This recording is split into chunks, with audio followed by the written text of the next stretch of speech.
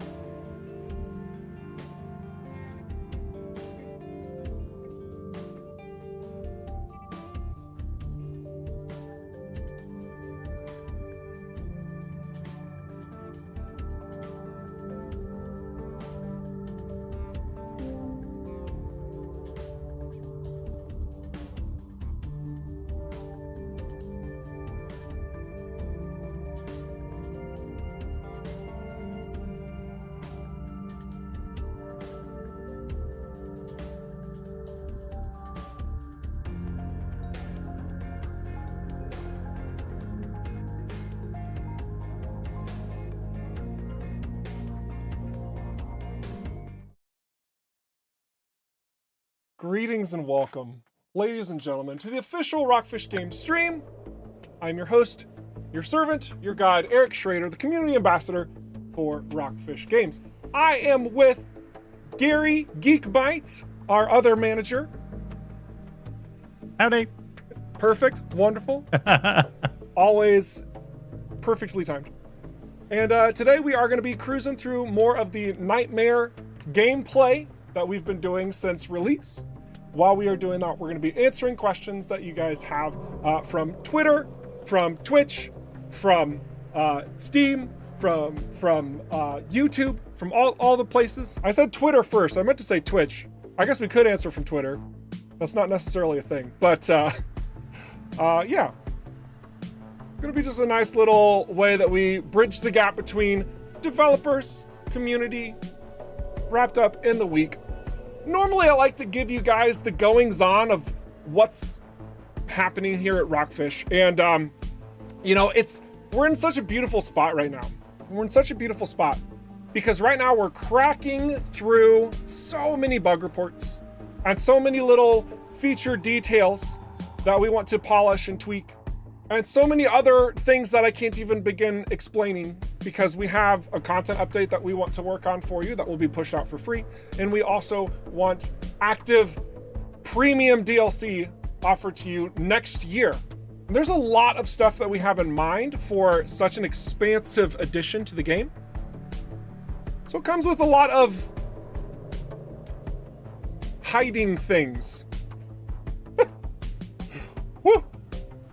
So I could tell you what we were working on this week and I could get fired. Or I can tell you that we've been hard at work on ensuring EVERSPACE 2 is getting what it needs. It's getting there. It's getting there. We are incredibly pleased with the 1.0 launch. Your guys's and gals's, your suggestions, your ideas, your feedback since the 1.0 release has pushed us to do just a little bit more. Nothing crazy. But it's moving in a positive direction. Thanks to all of you. So let's go ahead and dive into our Nightmare Mode gameplay. We're picking up quite literally where we left off, and I do have something to speak on regarding this save state. Oh, a button popped. Woo! Fixed. Excellent. So, one quick thing to mention about this. Were we really this banged up? Oh my gosh. So, last week, I had made mention that there was like a bug going on and like none of my items were dropping. Actually, no, that wasn't the case. We were doing some internal testing. You know that flak bug that's been plaguing the game for, I don't know how long actually. I think since 1.0. We're still trying to completely lock it down. We're not 100% there yet, but one of the testing elements that we tried to do last week was disabling items from dropping to see if when the flak was destroying something, if no items dropped, if there would still be a crash. We never re-enabled those item drops for the stream. Whoops.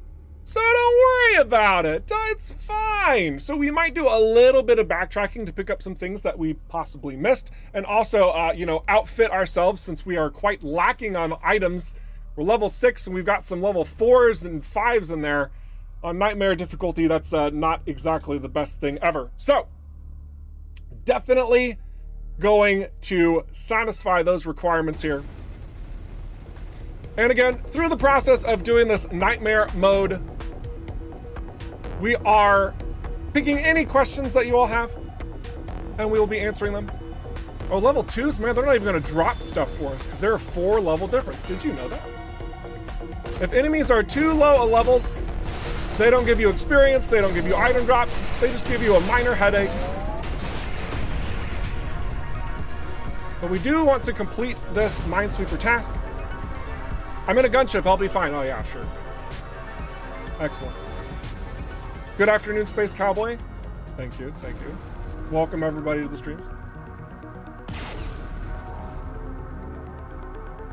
Still plagued by small stutters I see over on YouTube from Fred Spickvet.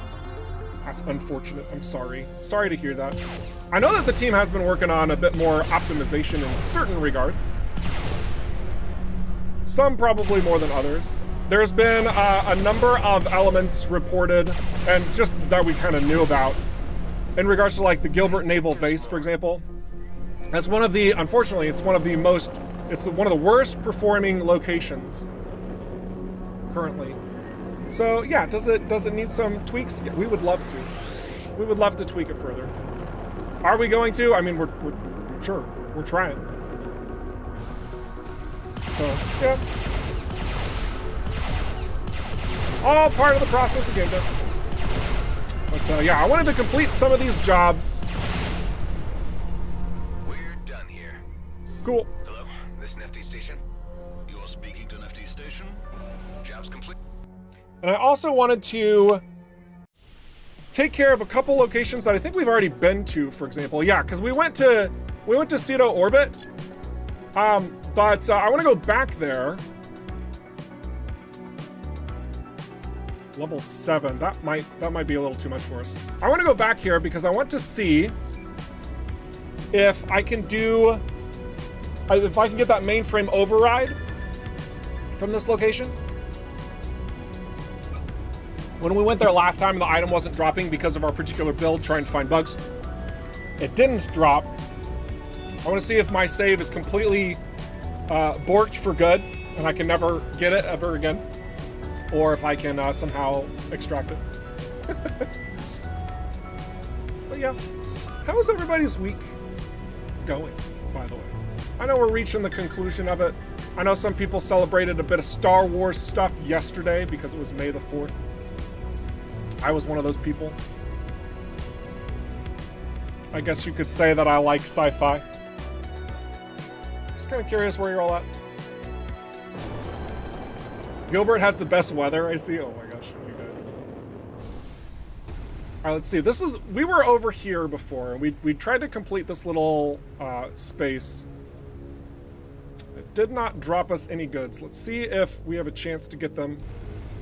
Oh, we haven't done it yet? I thought we did.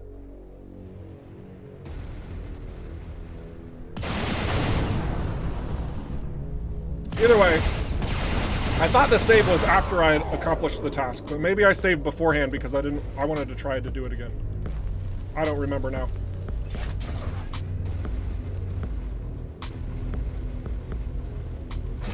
Ah! Wait, where's the gap? Where's the gap? I thought it was over here. Am I crazy? I'm not crazy. I do need to navigate a bit better if I want to get this there in time. Flawless! And look, we do have things that dropped. Yay! And that is a mainframe component. All right. All right.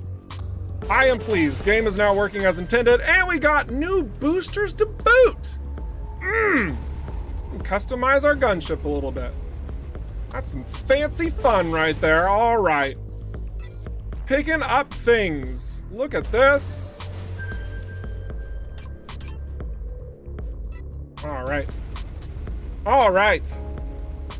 Completely normal phenomenon.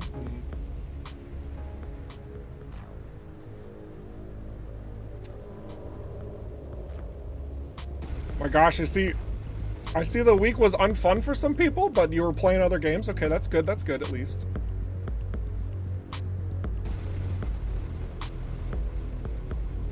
What is sci-fi? You like sci-fi? No way. Oh my gosh, you guys are ridiculous. Also, I love how I'm using a flak when, oh my gosh, we are gonna die because I'm not paying attention. Guys, we're playing on Nightmare difficulty. Did you know that? It's important to know that. We are totally gonna die. Maybe not.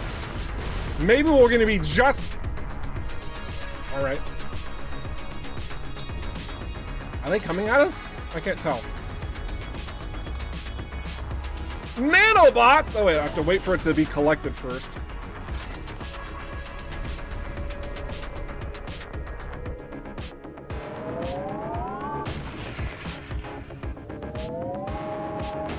Helps to be in range in order to hit your target.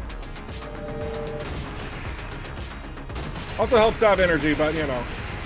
There we go.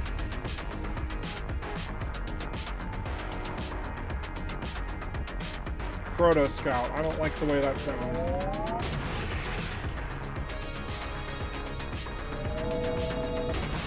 Oh, that's a... Oh, no. I don't like this at all. That's a Madcap. Oh, Madcap's gonna be trouble.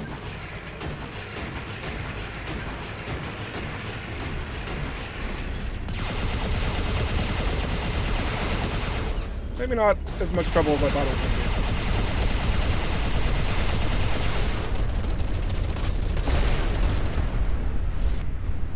be. Okay. Cool. Everything's fine. Good thing we had our turret. Now, I probably could explore a little bit more of this place. Let's go over here. And then we're going to kind of go on the underside of the larger asteroid. I want to try and collect some things, most notably some resources. We got a pure insidium from our side.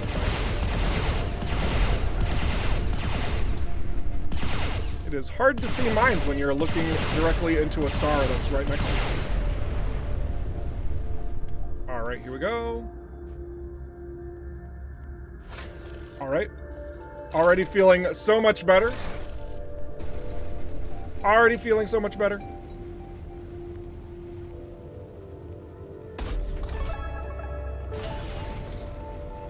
I do want to start using a different weapon for mining though, because I want to try and get some pure Incendium and pure resources of whatever, actually, just so that I'm not bottlenecked when I get there through developing my perks.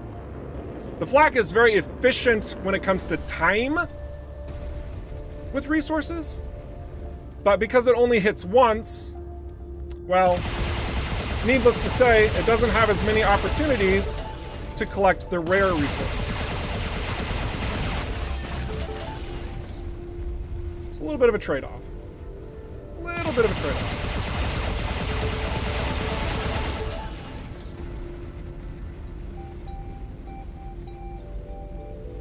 All right, there's still another secret here. I'm gonna go back to the base. We're gonna repair. We're gonna look at what our other engine option is that we collected, even though I'm a big fan of this engine, honestly.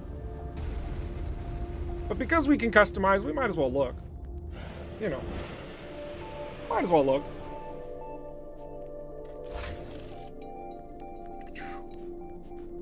So let's have a look and see what we... It's the same one that we had. Okay. All right.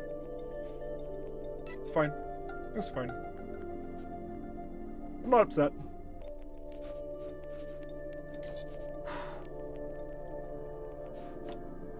All of our stuff sells like garbage here too. Good, good. All right. Destabilizer missiles could come in a pinch. But these launch automatically, which has been nice. Let's go ahead and remove the homing missiles, and we will dismantle them to make some blueprint progress. I don't think I'm gonna sell here. I'm just gonna wait. I think I'm gonna wait. Those are dirt cheap, but nope, I'm not gonna do it. Also gonna go ahead and change out, whoops. We're gonna change out our challenge here from killing drones with missiles, since we don't have the right type of missiles to kill them. We're gonna change it over to the Outlaw Scouts affected by EMP. Since we do have our EMP available, taking out those scouts shouldn't be too hard.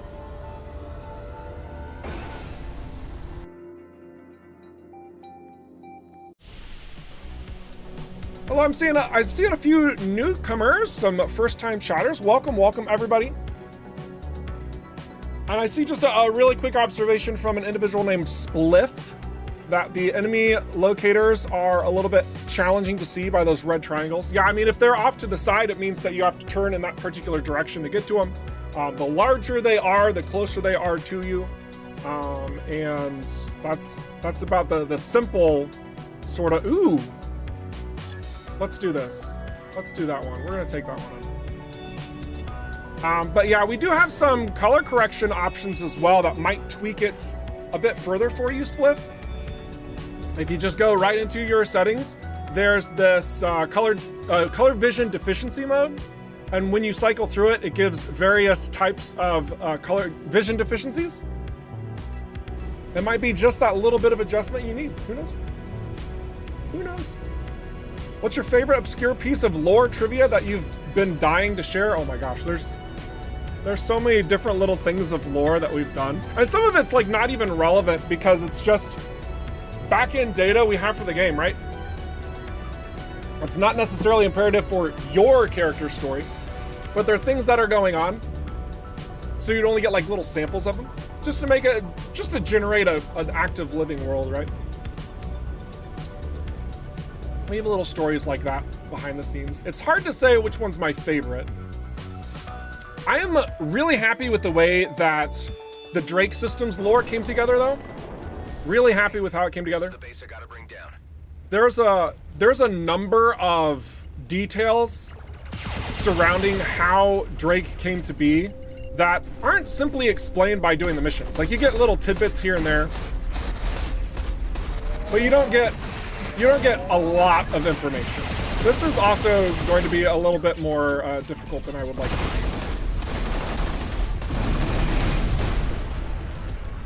be. Hang on one second. Oh, we are too close to my... Oh my gosh. Killing myself with my own flak. I do that way too often. We did get a raid booster out of that, though. That's not bad. Yeah. Anyway, the way that the Drake system comes together, you have 3 warring factions with wildly different stories of how they came to be. And, you know, if you're just playing the game for the game's sake, it doesn't really feel like they're that much different from one another, probably. It doesn't seem like there needs to be that much lore or distinction between them. But they each have quite a different story to tell. In fact, you can trace some of the story of Bloodstar within EVERSPACE 1, if you do the DLC in particular.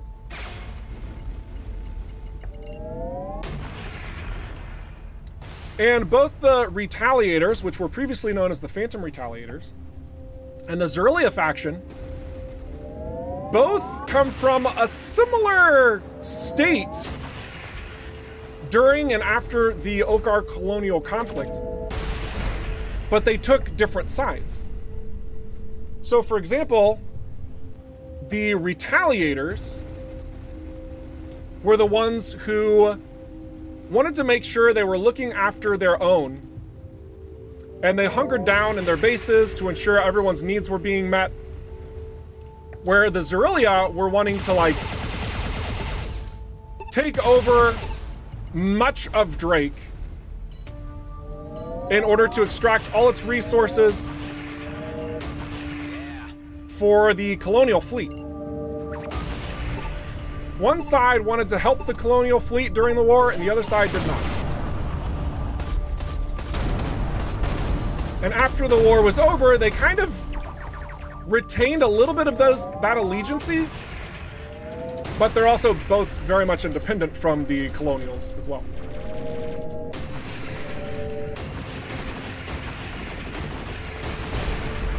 A level up is nice. A level up is good.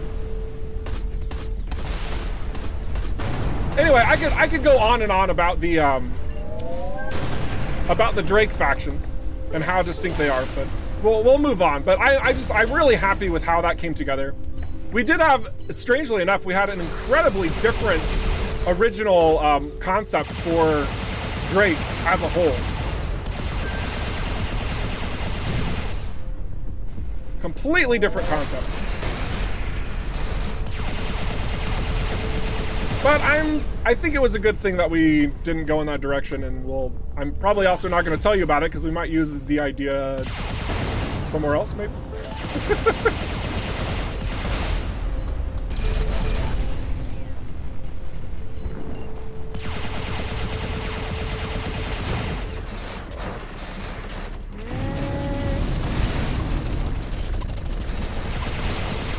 Ow. Ah, don't get hit by missiles. Missiles hurt. They are actual pain.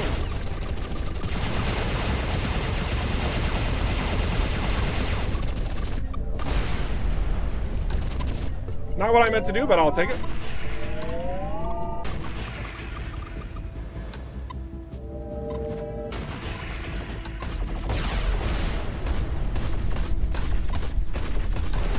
All right, good, good.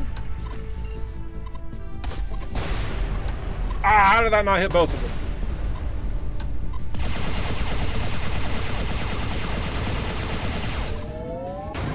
There we go.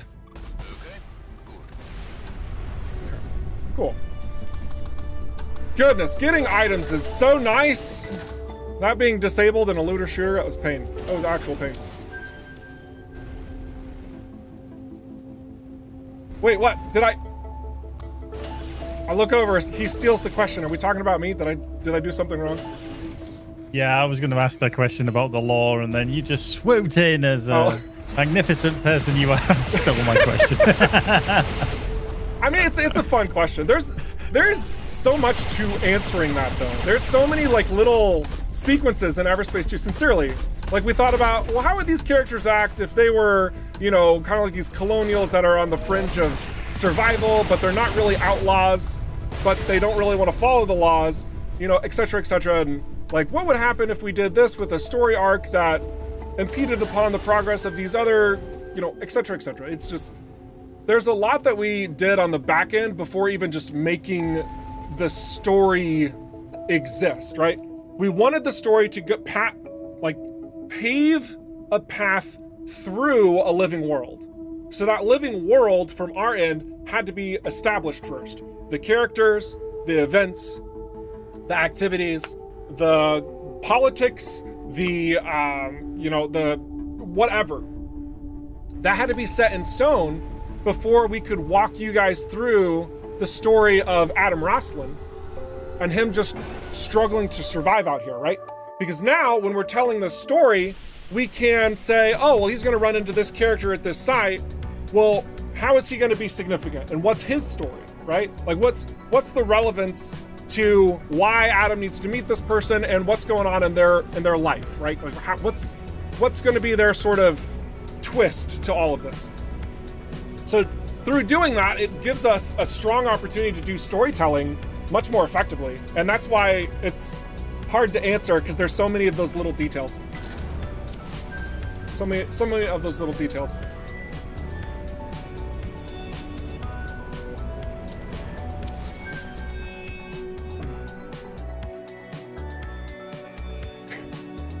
Goodness. A lot of chatters today. Welcome, everybody. I love it. Looks like a base. Generally speaking, I do try and answer questions at certain segments in the stream. Sorry, Gary. Yeah, right. This one looks promising. So, yeah, if you guys are asking questions about, you know, gameplay or lore or what have you, just know that I'm not answering them all immediately. Generally speaking, we try to segment the streams to particular moments where that happens. Right now, it is more of the gameplay segment. Granted, it's a little slower since I'm trying to complete some tasks. That's no excuse for me to break the formula.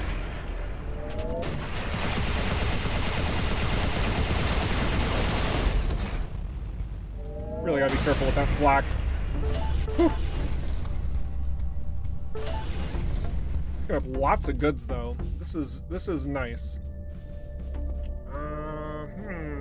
This blaster is basically better than everything we have. Do we swap out the flak for our blaster? Ooh, no, I don't think we do that. I do not think we do that. Scrap that though. Blueprint progress is always good progress. Yeah, we want more weapon output because our shields are terrible. We need more shields.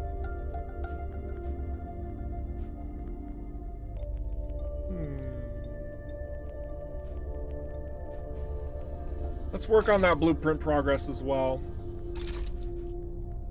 We have that blueprint. I'm gonna save that. We're gonna save that for now. Also, it looks like we have a perk available. Doubles the repair speed of nanobots. Yes, please. Yes, please, indeed. Nice. Useful. What do we have, Dax? Cruise drive? Okay, all right. Reduce cruise drive. Also down for that. Good, good.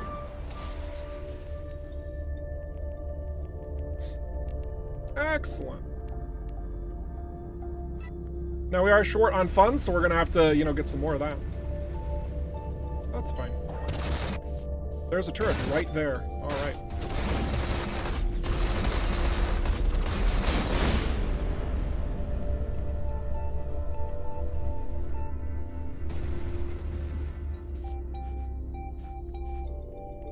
Oh yeah, huge boon right there. That's great. That's what we were looking for. Oh my gosh. Weapon energy output, that feels good. That feels very good. I also think I want to do the damage limiter instead of a cloak field generator, because we're gonna be in the heat of combat a bit more than normal. I haven't died this stream yet, so for the record. So for those of you counting, I think we're at, is it 4? I think we're at 4 deaths. We're at 4, yeah. Okay. Oh, thank you. Thank you for the reminder. You're definitely on top of that one, aren't you, Gary? Oh, yes. Gosh.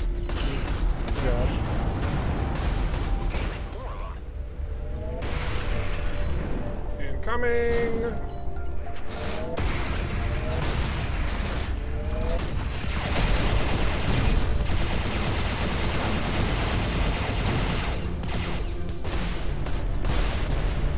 There we go. Nice and easy.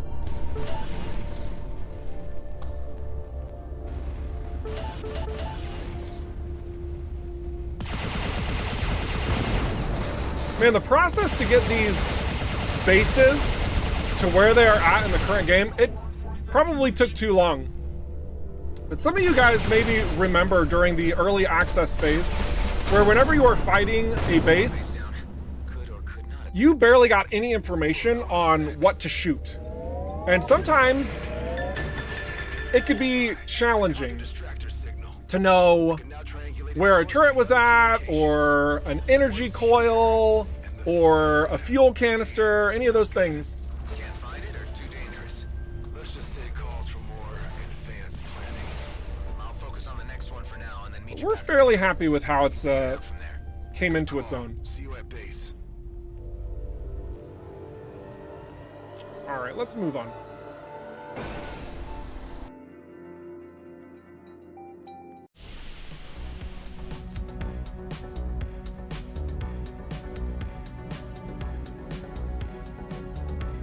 Oh, I see a question over on YouTube that I hope definitely gets added to our question segment, which we'll probably start doing. We could probably start doing that right now if you wanted to, Gary. Do you want to get into it? Okay. You need to tell me the question. Which is the one? Go on. Give me a hint. Which is the specific one? It's Zikutar the Immortal from YouTube. I found that one. Oh yes, there. Sorry, yeah. That one, yep.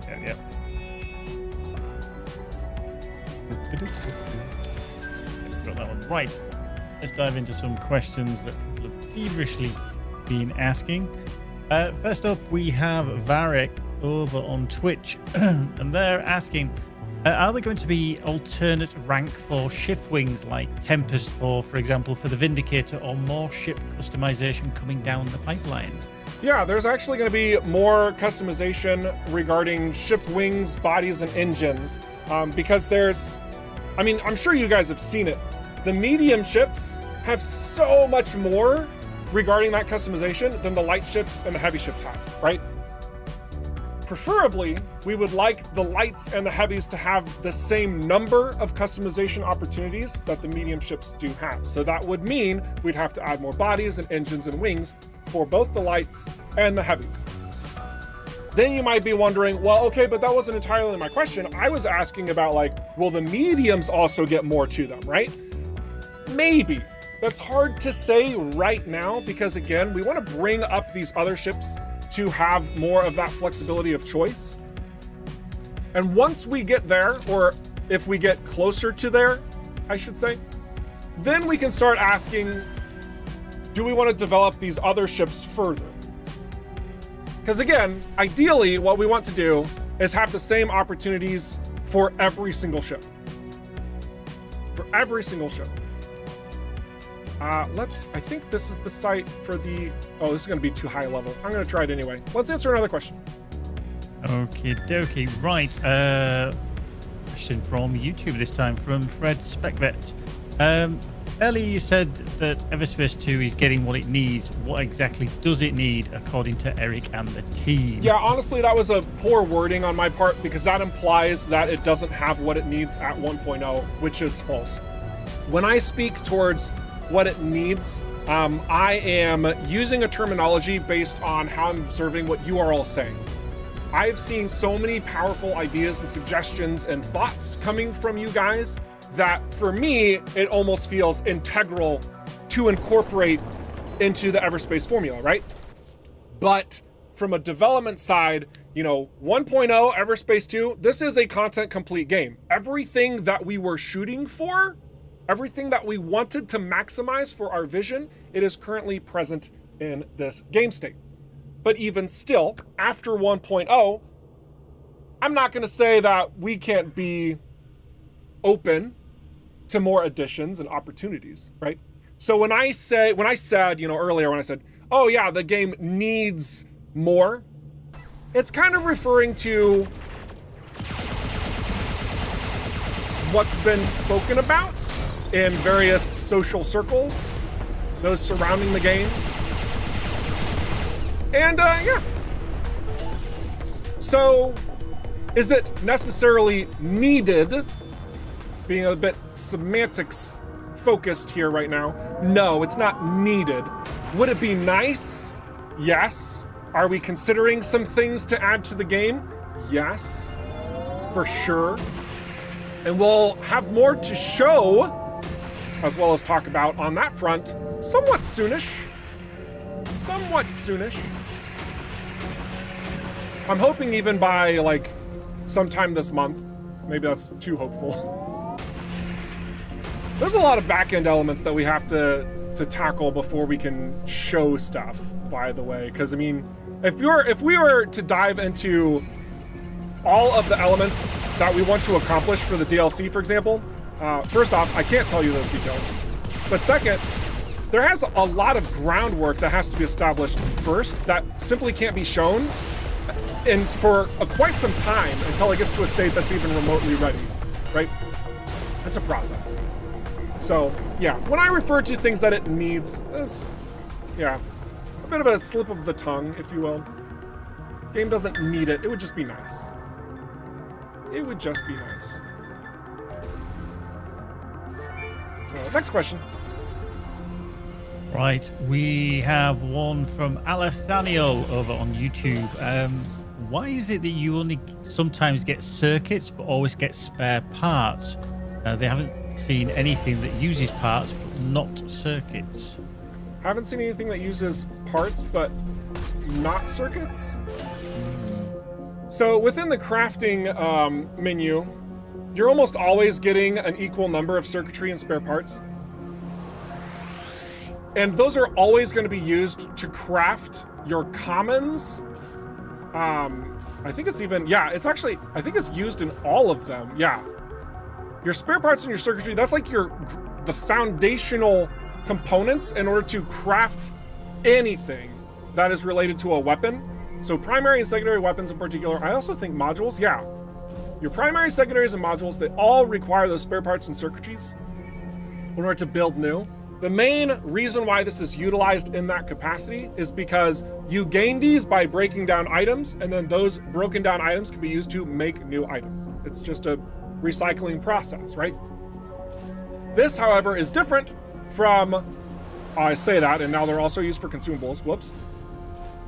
For some reason, I thought we had that more distinct, but the consumables do have a couple additions to them, like components. This has changed so many times. My apologies. My apologies. Yeah, but spare parts, I guess they're going to be used, circuitry and spare parts, basically for everything except for components. Components are what you're going to be using your resources for. So, example here, you have scrap metal, plasma, and copper for the needs of these. Aethium crystal, iron. And those components that you're building from resources can then be used to make consumables. But you also do need those basic crafting components of circuitry and spare parts in order to build them. Now, as these go up in rarity, oh good, we have an opportunity to show, we do need the stuff at that tier as well, or something equivalent to. So we have like the power couplings that are actually an uncommon tier, but you would have to have those to make this rare nanobots large consumable.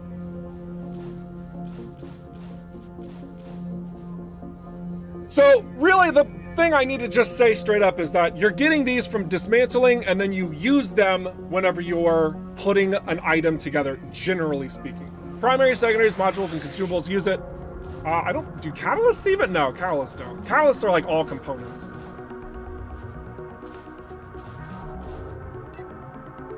But yeah, that was probably clear as mud. Next question, please. If you have a follow-up question to that one, though, I am open to hearing a follow-up. Hopefully that all made sense, though. But yeah, let's go with the next question, please. Fred Spregvet back on YouTube. It's a question about Alec. A bit of a lore one if you can on this one. Where actually in the game does he come from, and is there anything known about some of their customs? Oh yeah, so the Horags have a very particular story associated with them. There isn't a sort of designated location that you guys would know where they come from. But what is known is that Horags are, unfortunately, a rather popular slave commodity. Horags are used as pets amongst many certain race cultures. Pets! Horags as pets. Yeah. So that's a thing. That's a thing. Alec, in fact, was enslaved for a time as a pet and was rescued. There's a little bit of lore, I think, that's spoken about in EVERSPACE 1. If it's not, well, that's just behind-the-scenes lore that you now are aware of. But their homeworld and their, like, all of that sort of origin, not so much known. They're just very playful, talkative, energetic creatures. Yep. Next, please. All right, we have a question. I know we've answered this one before, but I think we can have a bit of clarity on it. It's from Christian Gavlik over on YouTube. I hope I've pronounced your name right there. Is it possible to give a player an option to create personalized items? The player could name that item and choose modifiers and stats. Yes. So the answer to that question is no. That is not a possibility. So we had a number of discussions with our crafting system and how powerful we wanted it to be. And the short of it is that we don't want it to be the way to get the best loot in the game. We do not want the crafting system to be the way to get the best loot in the game. We want you to have to acquire the loot through doing missions, jobs, exploration, namely from drops that you're going to be obtaining through rift runs or high-risk area, dive bombs, or what have you. That will reward you with truly what can be the best, right? Now, that being said, I'm sure some of you maybe even start talking towards that and be like, but Eric, you could blank, blank, blank. Again, this was a pretty in-depth discussion we had internally about where the crafting needs to be, but the short of it is that crafting is doing exactly what we did design it to do, and that is, so long as you are breaking things down, much like I am, and I have a crafting resource inventory here, if I start falling behind, which if you look, I'm starting to, I will be able to craft things to replace them accordingly. This shield, for example, I could replace with a level 7. I don't know how much better it would be. I kind of like having a shield ST on the gunship, honestly. So it helps fulfill the needs in the moment. But when you get to like level 30 and you have like an infinite number of crafting resources, we do not want players to just go into their crafting screen and the end game look like this, where you're just like crafting. Nope, that's not it. Crafting. Nope, that's not it. Crafting. Nope, that's not it. Okay, well, I gotta go grind some more items. Shoot, blow up, collect the stuff. Scrap. Okay, go back in here. Craft. Nope, that's not the best item. Craft. No, that's not the best item. This is not engaging gameplay to us. That is not where we want you to spend your time. So we intentionally designed it to where you don't. This is a filler to get to where you need to go. In a lot of cases, it can be a very good filler. Don't get me wrong. And consumables, they're always going to be good in a pinch, no matter what, right? For obvious reasons. And catalysts can definitely soup you up in the end game. Catalysts can do a number. Granted, they are not associated with the crafting parts, but there is an intentionality behind why we did each one of these elements the way that we did. So yeah. Seems like I found everything here. That's a good question. I like that question. I know that there's probably the inevitable question about like, well, why can't we modify an item further? Which I think is kind of at the heart of this question in general.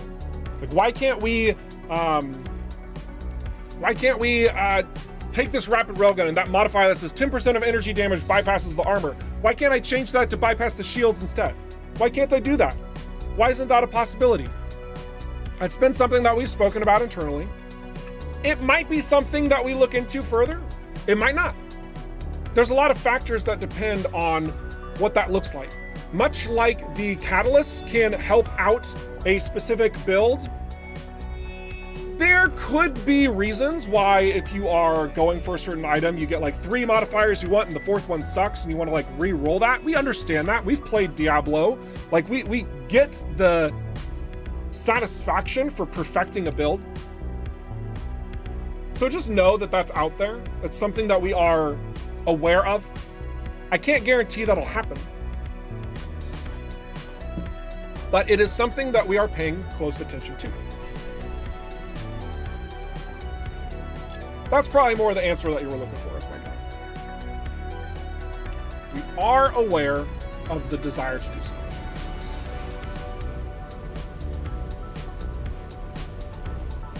I also see a comment, and before we get to another question, thanks for your patience, Gary.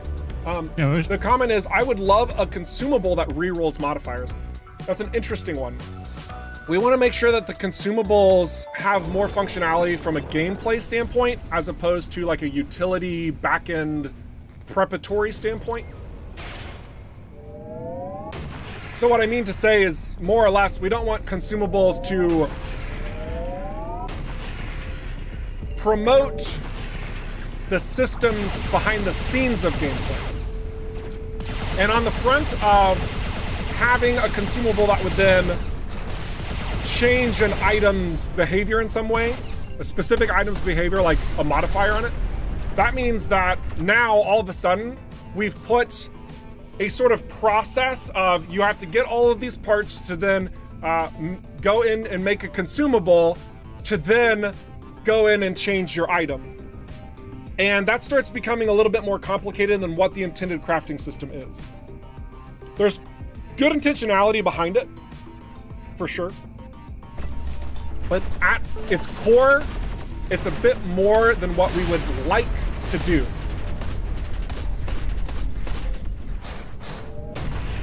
Just a bit more than we would like to do.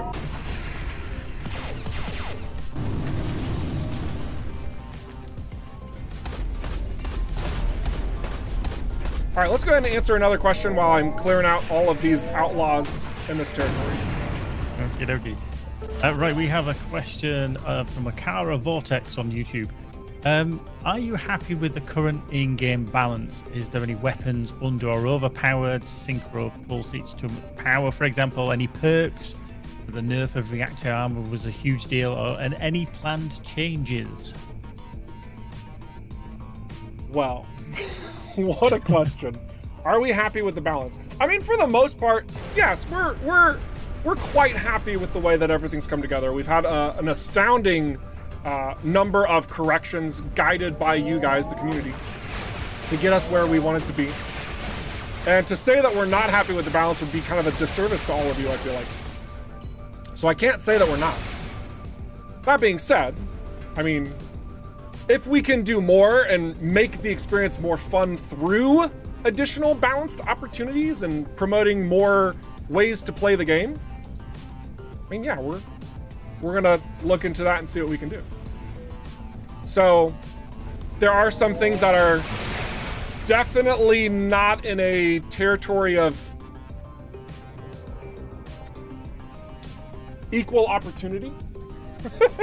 There are certain things that are currently better than other certain things, and we don't want that to be the case. We want all ships to be viable. We want all items to be viable.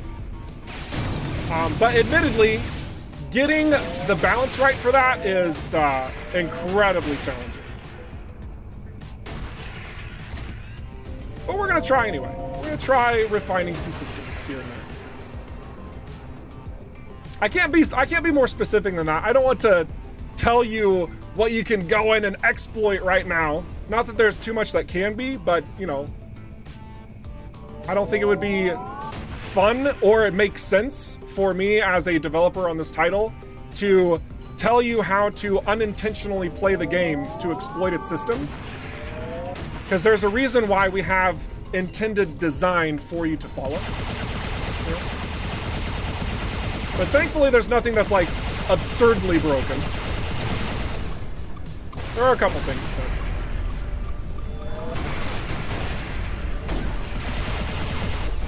I needed to swap out this flak. I am recognizing really quickly that this is just not doing the trick for me. At least it hasn't crashed my game. Too soon? Anyway, next question, please. Oh, you're probably going to crash now, aren't you? Yeah, probably. Yeah. Right, we're coming to that question that you were wanting to answer from Zukatar, the Immortal, over on YouTube. Any thoughts on a descent-style area where you spend the whole time inside a planetoid and need to race out after blowing its internal reactor? Would be a nice nostalgia trip. Oh yeah, absolutely, absolutely. And we actually do have that design. We showcase the design in part. There are some very small segments of a working prototype of such a design, if you can find it in very aged videos.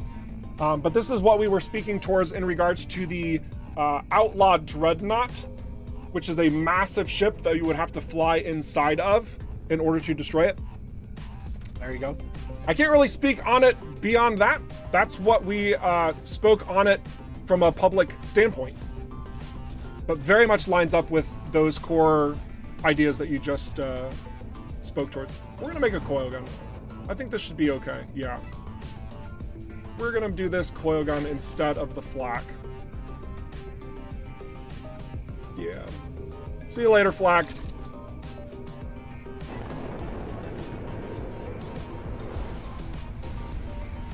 So let's do we have one more question or? We've got two. Two more. Let's do them real quick. Let's do them real quick while I'm finishing off these. Quick one from T3 Cube. I don't think we've got anything planned for this one. However, he does ask, is there a timeline for more item sets and new items if they will be added? There's not a timeline. I can't guarantee they will be happening or not. All I can say is that we definitely do want to do more item sets. I've spoken on this one a number of times, and you're probably looking for more information since I've said that we would like to do more item sets. I just don't have any more information on that front. I love your curiosity and frankly your desire to have more. We'll see if we get there. I hope we do. And I suppose you could say that I'm hopeful. But we'll see. We'll see. One more question, last question, and then we're gonna put all the focus in gameplay. Last one from Flory. Similar vein about legendary parts. Obviously, when we scrap a legendary, kind of, are we going to see a use for those maybe in the future? We would like there to be. I mean that's. I know it's a short answer. You know, there's not much more to say on that front. Like, you guys have seen it if you've been following the development, where when we scrapped a legendary, you got a legendary crafting component. We didn't just plug that in for kicks and giggles and want to tick you guys off, right? Like, we did that because we wanted to do something with it. So, we'll see.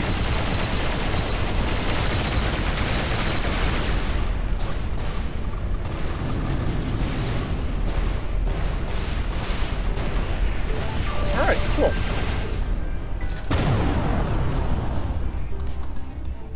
Also, and I've noticed this too, a lot of our veterans know about the weak points of those larger ships. But a lot of newcomers, I've realized, they don't actually know that whenever that Outlaw Destroyer that I just absolutely dominated on because we're flying a gunship that's just massively powerful, it opens up those coils on the inside once you break its armor. And once that armor is broken, those weak points allow you to effectively do double damage when you shoot them.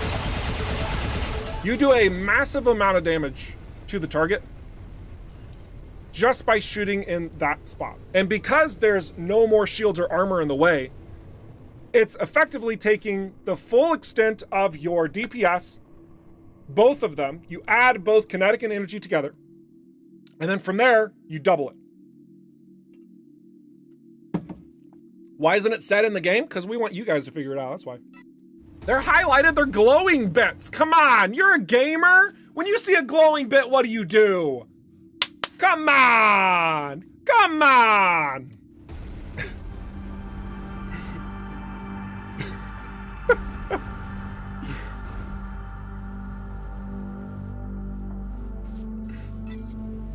But yeah, there's several weak points on several different types of ships.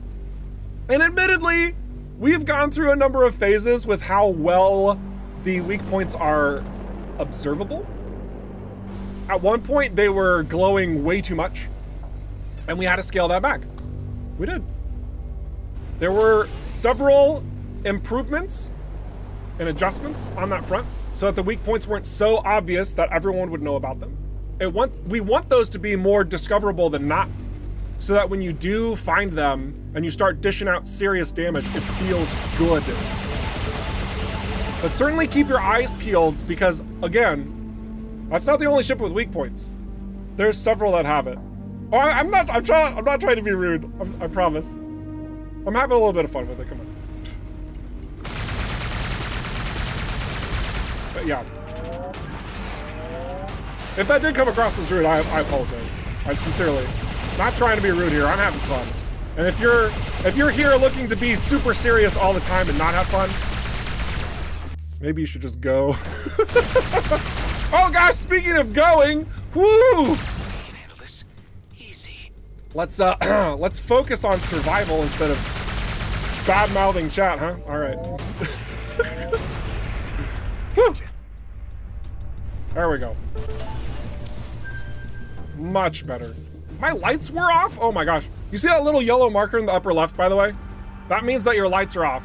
It's bound to T by default, I think. I think it's bound by default. And yeah. Anytime you see a little yellow anything up in that corner, it means that either your inertia dampeners or your lights are off. So this is the inertia dampeners and the lights off. We had a really good conversation about inertia dampening last stream, so if you want to know more about that, you should definitely rewatch it, or just ask a question and I'll probably answer it again, because I love you guys and that's just what I do here. But yeah, lights on, lights off. Nice little sound effect to boot. All right, let's get the rest of these resources and then get to our next destination. I'm glad that we're close to level 8, because that's going to be just where we need to be for Siren Sea. Would like to get some more armor back though. Gunship is kind of all about that armor, so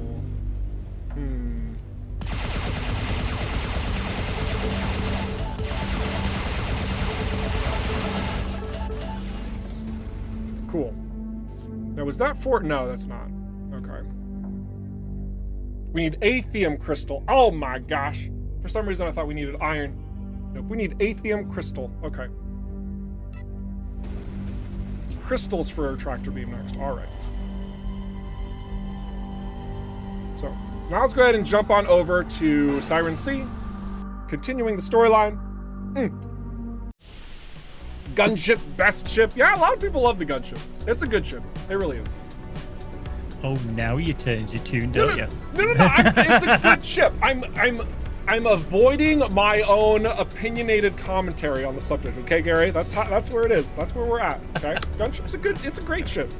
It's a fun ship. Should be called the fun ship. Yeah. Here we go. We need to clip that and then rerun 2 weeks ago. Oh my gosh. Clip it. We heard it. Oh my gosh. You guys. Mine with flak, obviously. Is it obvious? Is it obvious? Because remember, if you're mining with flak, you only have one proc chance. Excuse me. You only have one proc chance on getting a rare resource drop. Whereas if you're shooting with non-flak, every single shot that hits the resource gives you a chance to proc a rare resource drop. So it really comes down to, do you want to be more efficient with your time? Or do you want to be more efficient with what you are collecting? I'm not saying one is better than the other, but for me, I want to be more efficient with what I am collecting. That's all. That's all. So I would not say that it is obvious to mine with flak. It's definitely an opportunity for if you are saving time. That is for sure. For sure. Boy. Oh, that's a few more than I thought they would be. Wait, they're level 6 here? I thought Siren Sea was level 8. Oh my gosh. Everything I knew. I've been lied to.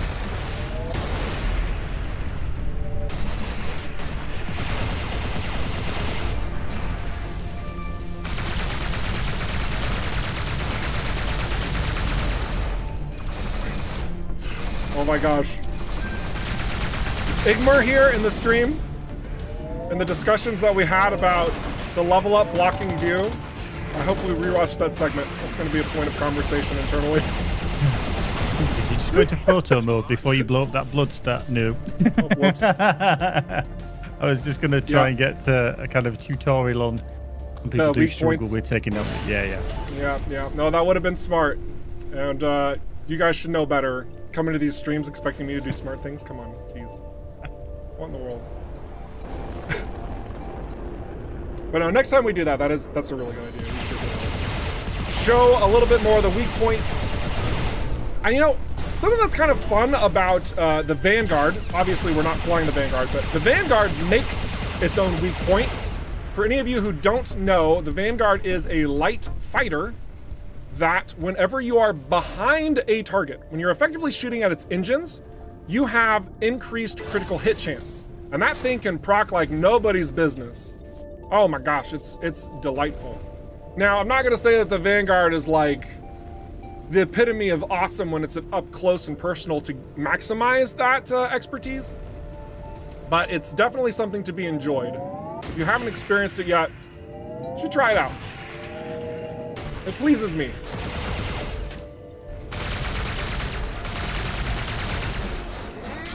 It's the mobility here. This gunship, I'm telling you, this might be the last time we fly the gunship for a while. We're probably gonna change over to a different ship next stream.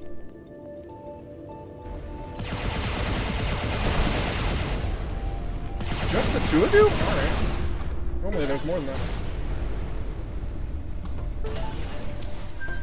Come on out, don't be shy. I'm talking to you, turrets. Come any closer. Here we go again.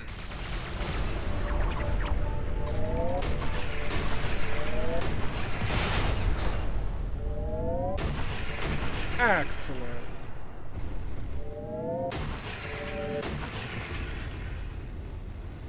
Should open up one more time. So anytime that these are... Wait, am I thinking about it in the opposite way? Whenever it's... I feel like when it's red, it means that they can launch fighters. And then when it's green, it means they're done. But maybe I'm thinking about it in reverse. Maybe it's green, they can launch fighters, and red, they're done. Oh my gosh. How does stoplights work? Oh my gosh. Green means go. All right, thank you. Thank you, Rocky. Excellent. Woo! Jumping in. How did we ever manage to cross the road in Boston? I don't know. That's a good question. Woo! It's been a really good week at Rockfish, by the way. You can tell when it's been a good week because I'm exhausted and scatterbrained because I've used all of my energy in order to produce results for work. Oh my gosh. It really has been a good week internally. We, the progress on things, because I can't be descriptive here, the progress on things has been good. One to go. All right, now we're getting to a point where I'm just hoarding unintentionally. Let's see, blueprint unlocked. Oh, that one's already Time unlocked. to head back to base.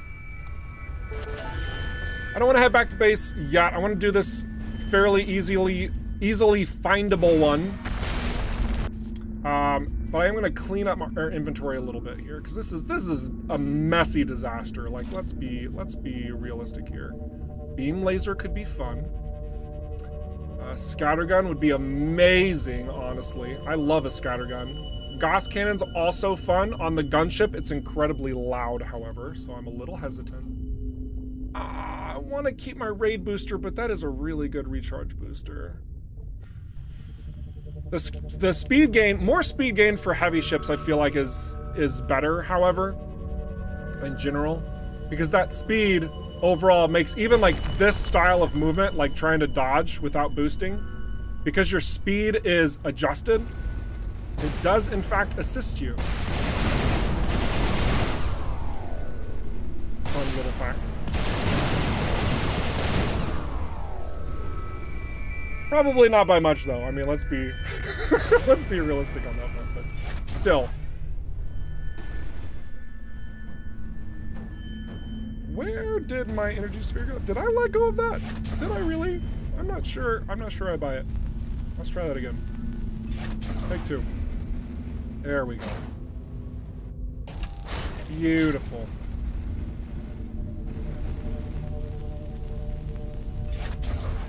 Good, good, good.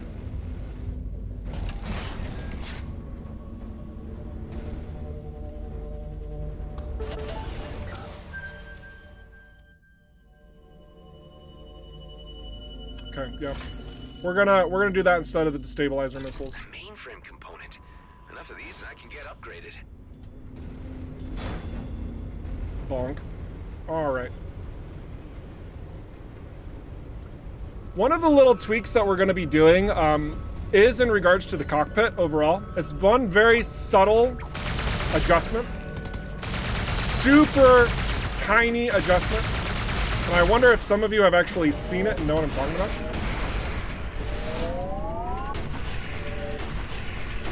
I'm rather confident there's some astute observers out there who know exactly what I'm speaking towards.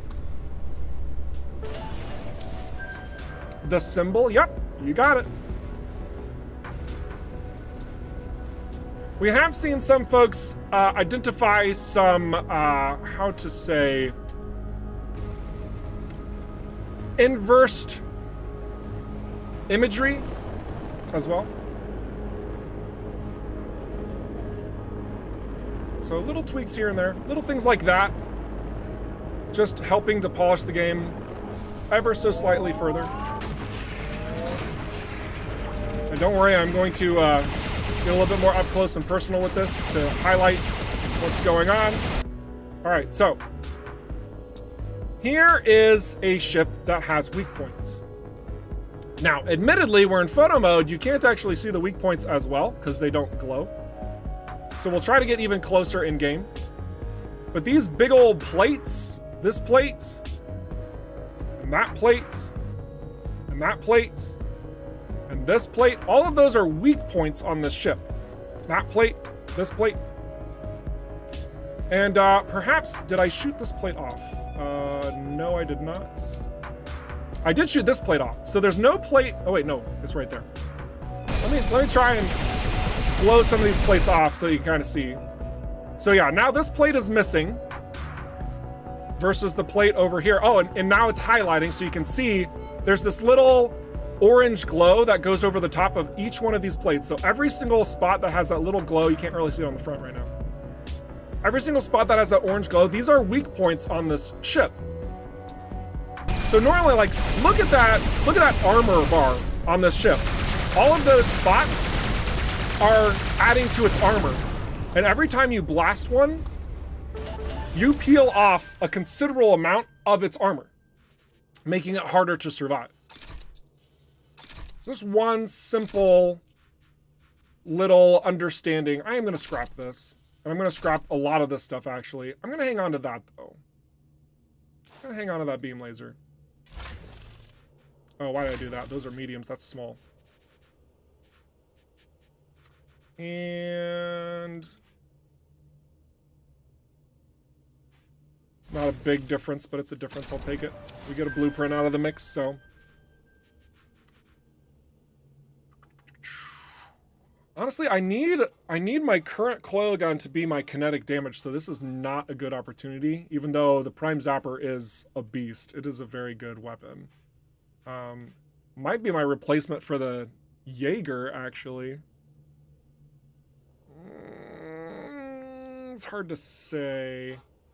The energy consumption hurts here. If you don't have the energy to back it up, especially. And because the gunship goes through energy twice as fast as any other ship, based on its special called arsenal, it means the recovery becomes very important for your weapons. Now, that being said, of course, you have 3 weapons, so if you're cycling between all 3, it's not too much of a problem. But I'm hesitant. I'm not going to do it. I'm not going to do it. Not right now. My goodness, look at all of this stuff here. Let's just start highlighting these. So if you hold control down, by the way, you can multi-select different items. Okay, we're gonna use the decimator instead of the coil gun. And yeah, we're just gonna we're gonna scrap it. And beam laser's going, the booster's going, the flak's going, probably this level 9 common flak. Ooh, Umbra, that's nice. But then when you highlight all of these, you can see each one has like that little yellow. Then when you dismantle, it dismantles all of them at the same time. So look at all those goods we just got up here. And then now we have a lot more room instantly instead of having to do each one manually. That's nice. Nice little convenience.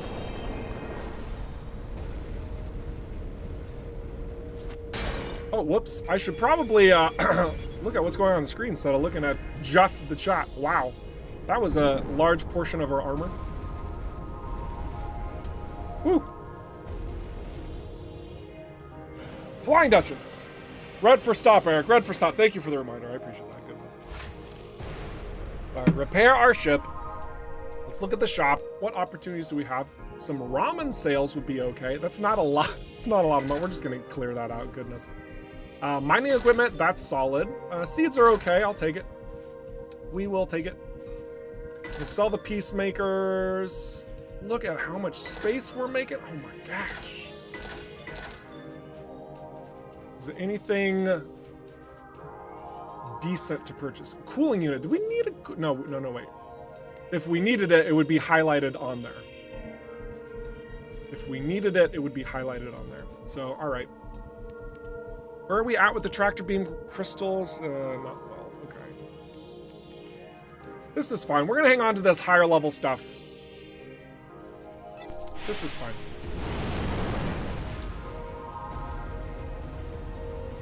There are a number of more secrets in Siren Sea. You do have to do a little bit of exploration, a little bit of looking around to find them.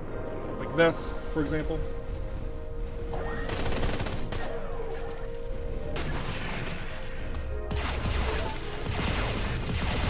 So long as you're going to the glowing stuff like this big old light here, or this big old garbly-gook, you'll generally find yourself discovering things that have a knack for being difficult to find, like this, which doesn't seem to have anything in it. How dare it? That's what we're looking for right there. Valuable shipwreck. Boom. That's nice. We will take that. So let's head back to base. Let's get this mission underway. This is going to be a little bit of a cruise back to home base, so let's do another round of questions. Right, we've got 3 lined up. First up is from Spoot over on Twitch. While this is kind of a fluff feature, would we later see named ships from Rockfish games for the 3 ship types with no unique names? Ask that question one more time. I'm making sure the voices are down for it. They were talking and it was, I'm going to drop them even further. So, so yeah, sorry about that. I just couldn't hear it. Right, well, this is a fluff feature. Would we later see named ships from Rockfish games for the 3 ship types with no unique names? I see. At one point, and I guess it's still kind of like something that would be fun to do. We do want to like have the ability to like name ships. That would be awesome, but it's not something that we can guarantee.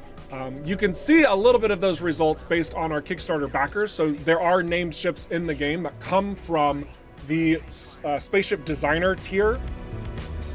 It's an interesting conversation we have on the front of like naming other ships, however, because we want to make sure there's a distinction between the backers who got this as a reward for backing versus if we were to, like, say, open that up for all of you at any point in time to name your ships the way that you want. So you can probably imagine, because of that exclusivity we have for the backers, it makes it a challenging decision to move into that territory and basically removing that exclusive process. In regards to more named ships, like from the development team or anything like that, kind of goes into the similar playing field. It's not something that we necessarily need to do because technically all of the ships that exist are our ships. We made the classes, we built them up from scratch, right? So we don't necessarily need to take our personal selves and interject it into the game, because the game in and of itself is us. Excellent. You're back. We're so close. I think that answered the question, right? That was clear. Was that perfectly? Yeah. perfect? Okay, perfect. I'll take your word for it. So yeah, that's all I can really say on the front of ship naming. Ship naming. So yeah, do we have another question?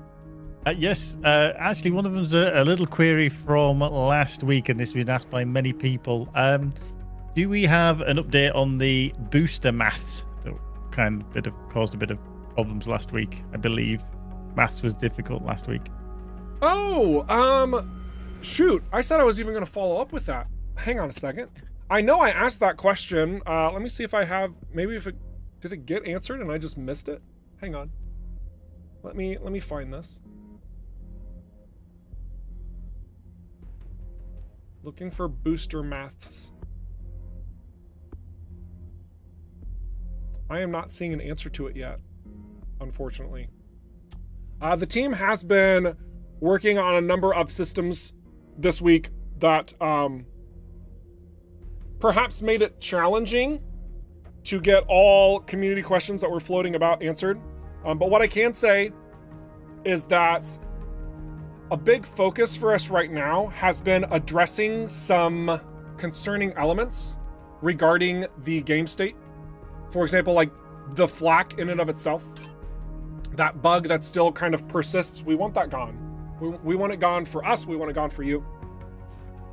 There are a number of additional details pertaining to optimizations, and we still are building out for Mac OS. We're still making sure that the needs of the PC Game Pass are satisfied.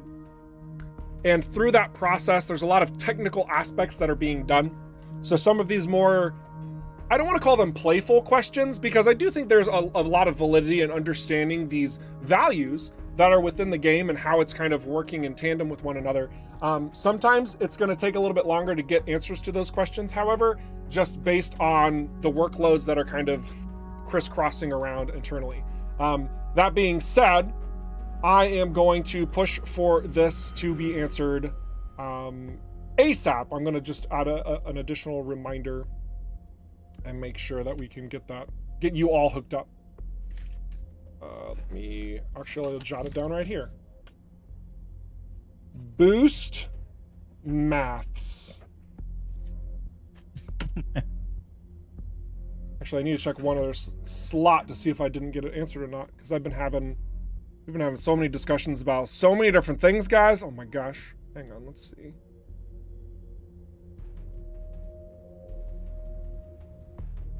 I am not finding it. So yeah, it does not appear to have been officially responded towards just yet.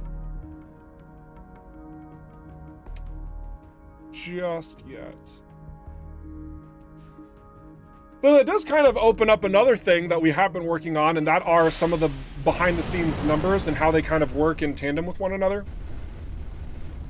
So it's probably intertwined in why we don't have a response to it, maybe. Now I'm thinking about it. But yeah, don't have a response to it. Not yet. Let's go to the next question. I will try to push that one to get responded to. Maybe even in the Discord. Hopefully get it responded to. But yeah. Right.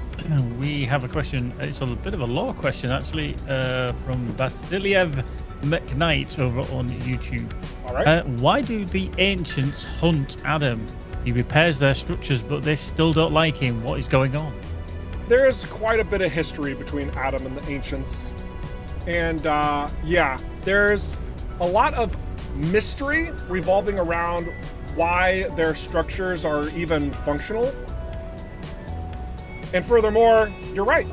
It's very strange that once they do become an operation, that they would be so quick to destroy as opposed to aid the individual that does so.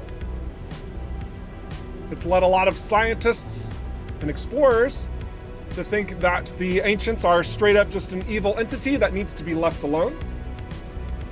And yet people continue to poke and persist. That's all we really know. Can't really go deeper than that at this time.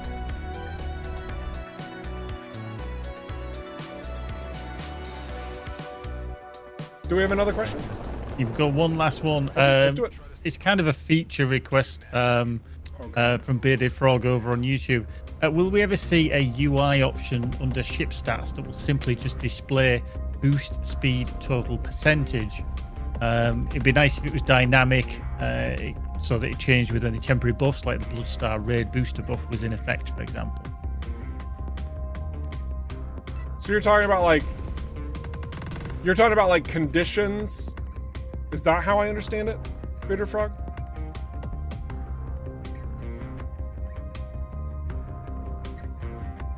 Yeah, YouTube is a little bit behind.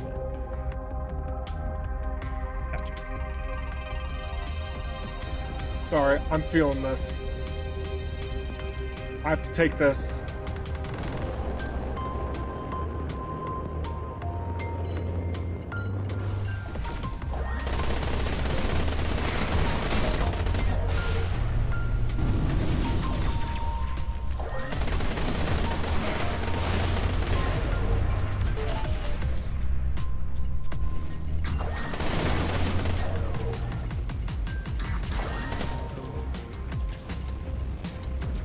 I know you can't see it, but my leg is just popping off right now.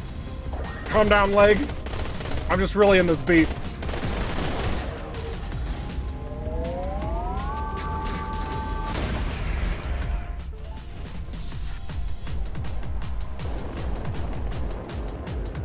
Take advantage of the soundtrack. Let's just throw ourselves in here. What could possibly go wrong?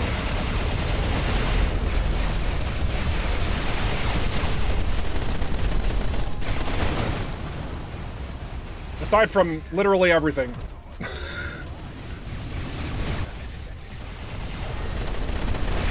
Oh, we burned all of our stuff down. Oh, this is problems. We can't even move. Oh, this is big problems. Yeah, we're gonna totally blow up. Maybe we can at least get this weak point. Oh no, he got his armor back. No, we are totally 100% dead.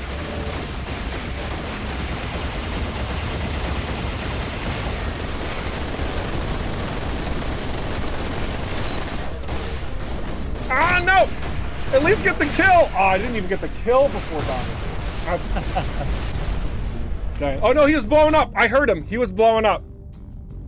Indirect damage, he died too. So we took him out when we died. Alright. Anyway, let's get back to the question. I just like that soundtrack. Right, so we've had a bit of a follow-up from a frog. Good. It's a kind of didn't answer the question. It's like where you have your shield, armor, handling, etc. in your ship stats. The whole block of stats on the bottom right. Yes. It updates for speed if you get a cargo unit that buffs speed. Handling does the same, etc. Yeah, shield, armor, hull, and handling and speed update. I don't think... Does tractor beam update? I don't think we have anything that adds tractor beam range. I can't remember if it does or not. I think it does, maybe. I mean, my body's in front of it, but yeah, I know what you're talking about. There has also been internal discussions about like the level of consistency that needs to be had, because over here on the ship stats side, this is different from looking at your overall damage and your range and all of that type of stuff on your item side. Yes, there are impeding factors like your passives that can adjust various damage output for certain cases, right? So for example, this is a really easy one to talk about. We have this passive where we do 30% bonus damage against drones. Basically, the gunship, when it's shooting drones, they just die. Generally speaking, like 1 or 2 shots. That is very much intended alongside this passive. However, if we were then to take this passive and apply it to every single weapon and add 30% damage to drones, that's going to be adding a lot of additional sort of wonkiness, right? Now, I also understand that you're thinking about like, oh, well, what if we're in a scout and we've increased our percentage of range by X amount? Excuse me. And then we have a passive that does something else, blah, blah. And then like, you look at your railgun, for example, and it says this is the range. Why wouldn't it show the updated range based on those stats, right? It is not exactly easy to ensure all of those stats would be appropriately modified, especially when we're taking a look at a case-by-case basis from items that are equipped versus in your cargo versus the type of ship versus you're changing over to different ships based on also based on like what sort of consumables are active. There's a ton of factors there. And I understand that very reason that there's a ton of factors, it would be so convenient to have it aligned and adjusted so you don't have to do all of the maths behind it. And yes, this has been a point of conversation that we've had internally. It has not been something that we wanted to push because there are so many other components of the game we would much rather work on. Namely speaking, actual content.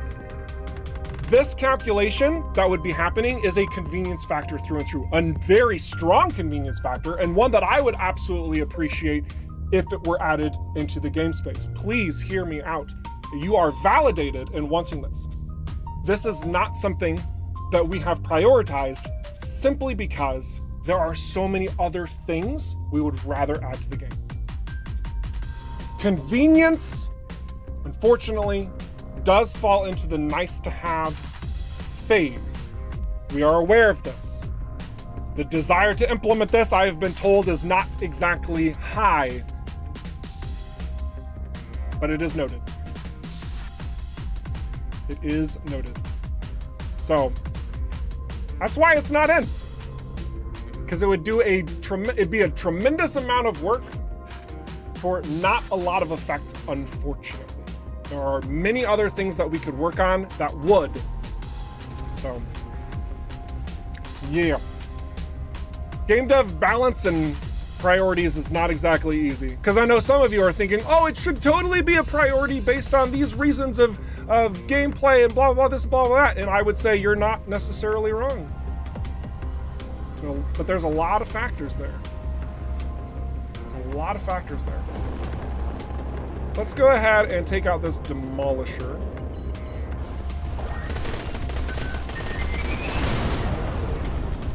Alpine. And also, let's answer another question while... That's all I've got up to now. Oh, okay, cool. So, yeah. I think the Leviathan is a game priority. Yeah, the Leviathan is definitely something that we are working on. So, yeah. You could definitely say that that's one of the priorities. We said we were gonna do it, and if we don't, that would be a problem. So, yeah, definitely more of a priority than things that we didn't say were gonna happen. Generally speaking.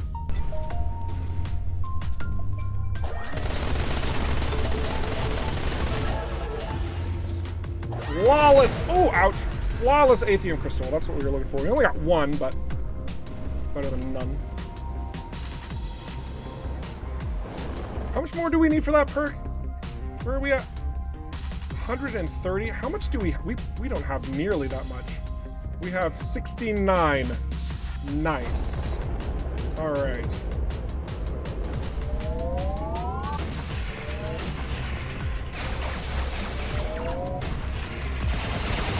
Ouch, ouch, ouch. Do we don't want to go into the base yet?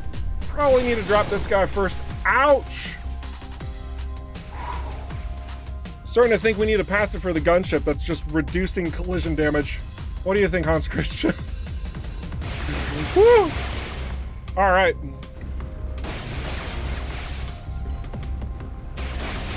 Oh my gosh, we cannot evade at all. Gunship, come on. Everyone says you're so good. Man, I'm gonna make enemies today. All right, here we go. Let's hide behind this thing. 6 more seconds.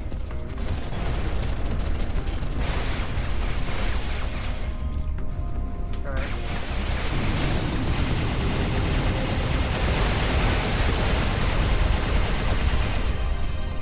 That was easy. Psh, super easy. Probably gonna die now. Oh, Prospector, no! Ouch, ouch. Oh my gosh, we need so much more energy on this ship. Or we need almost said a better ship. A different ship that focuses more on maneuverability, perhaps, is what I mean to say. Where's the sniper? Get out of here. Oh, I missed. Ouch pain. Ouch pain. Ouch pain.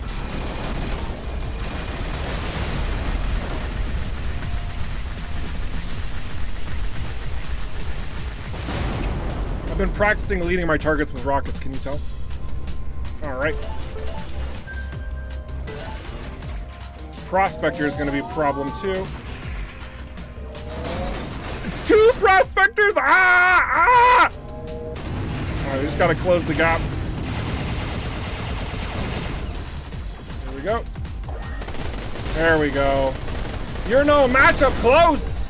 There we go. Nice. That repeater is awfully tempting. I don't think we can save here because this is a story mission. Can we save here? Oh, we can. Oh, good. All right. Let's go pick up this stuff. Save!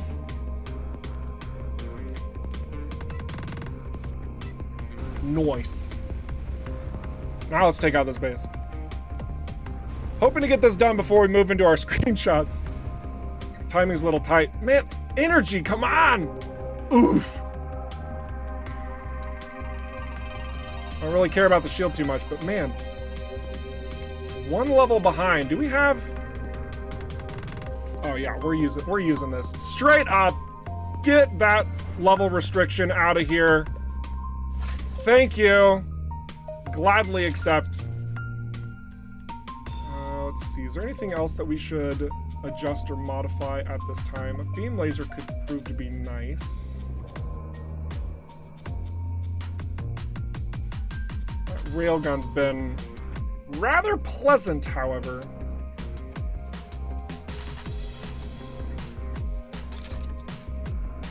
Just wait till the collisions are due to a fusion hook. Oh my gosh.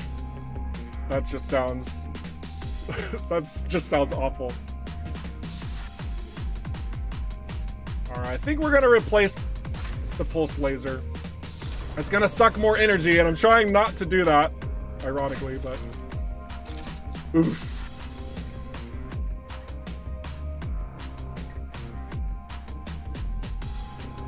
Let's keep doing damage against higher level foes. I think that's going to be better for us. Getting some good options, though, for our weaponry. That's for sure. That has been pleasurable. Oh my gosh!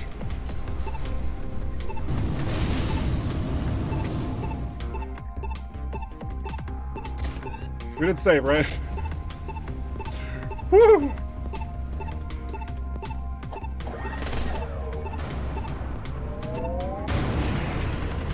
Alright, let's go take out the 2 missile silos over here.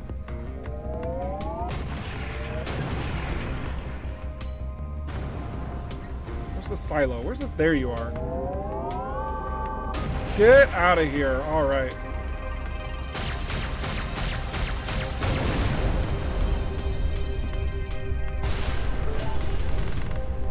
lot of destructibles at this base, but I want the loot. Can I go in? No, it's the other side. Whoops. Whoops!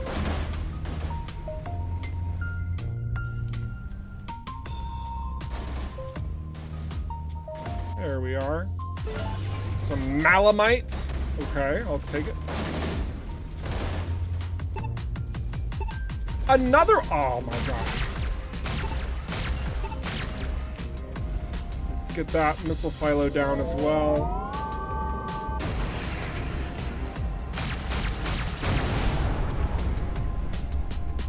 All right. Now we can start pummeling the space to extinction.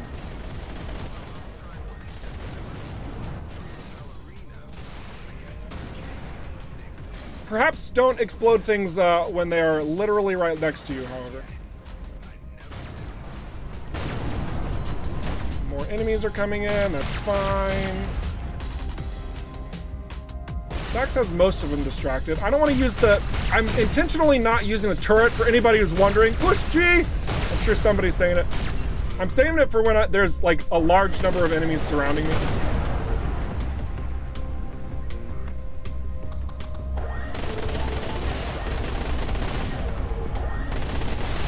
Dax is pulling all the foes away, which I suppose is fine.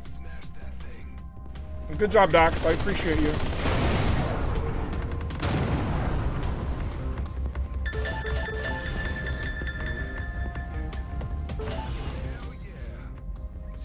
All right, so let's get these containers.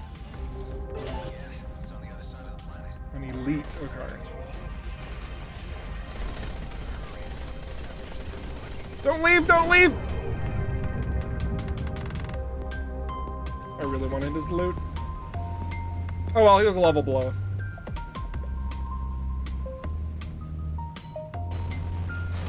Oh, I should really not be this close to those while people are shooting at me. Oh gosh. Please don't hit. Okay, good.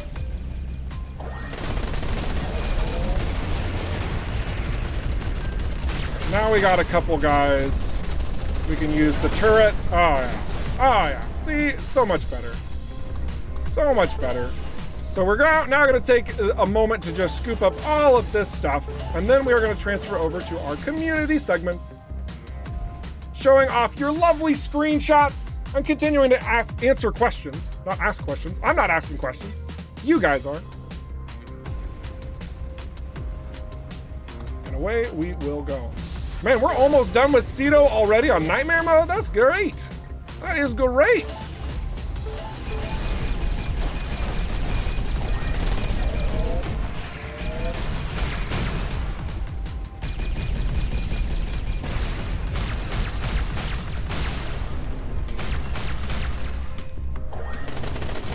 I say done with Cedo, but of course there's still a bit more that we haven't quite done.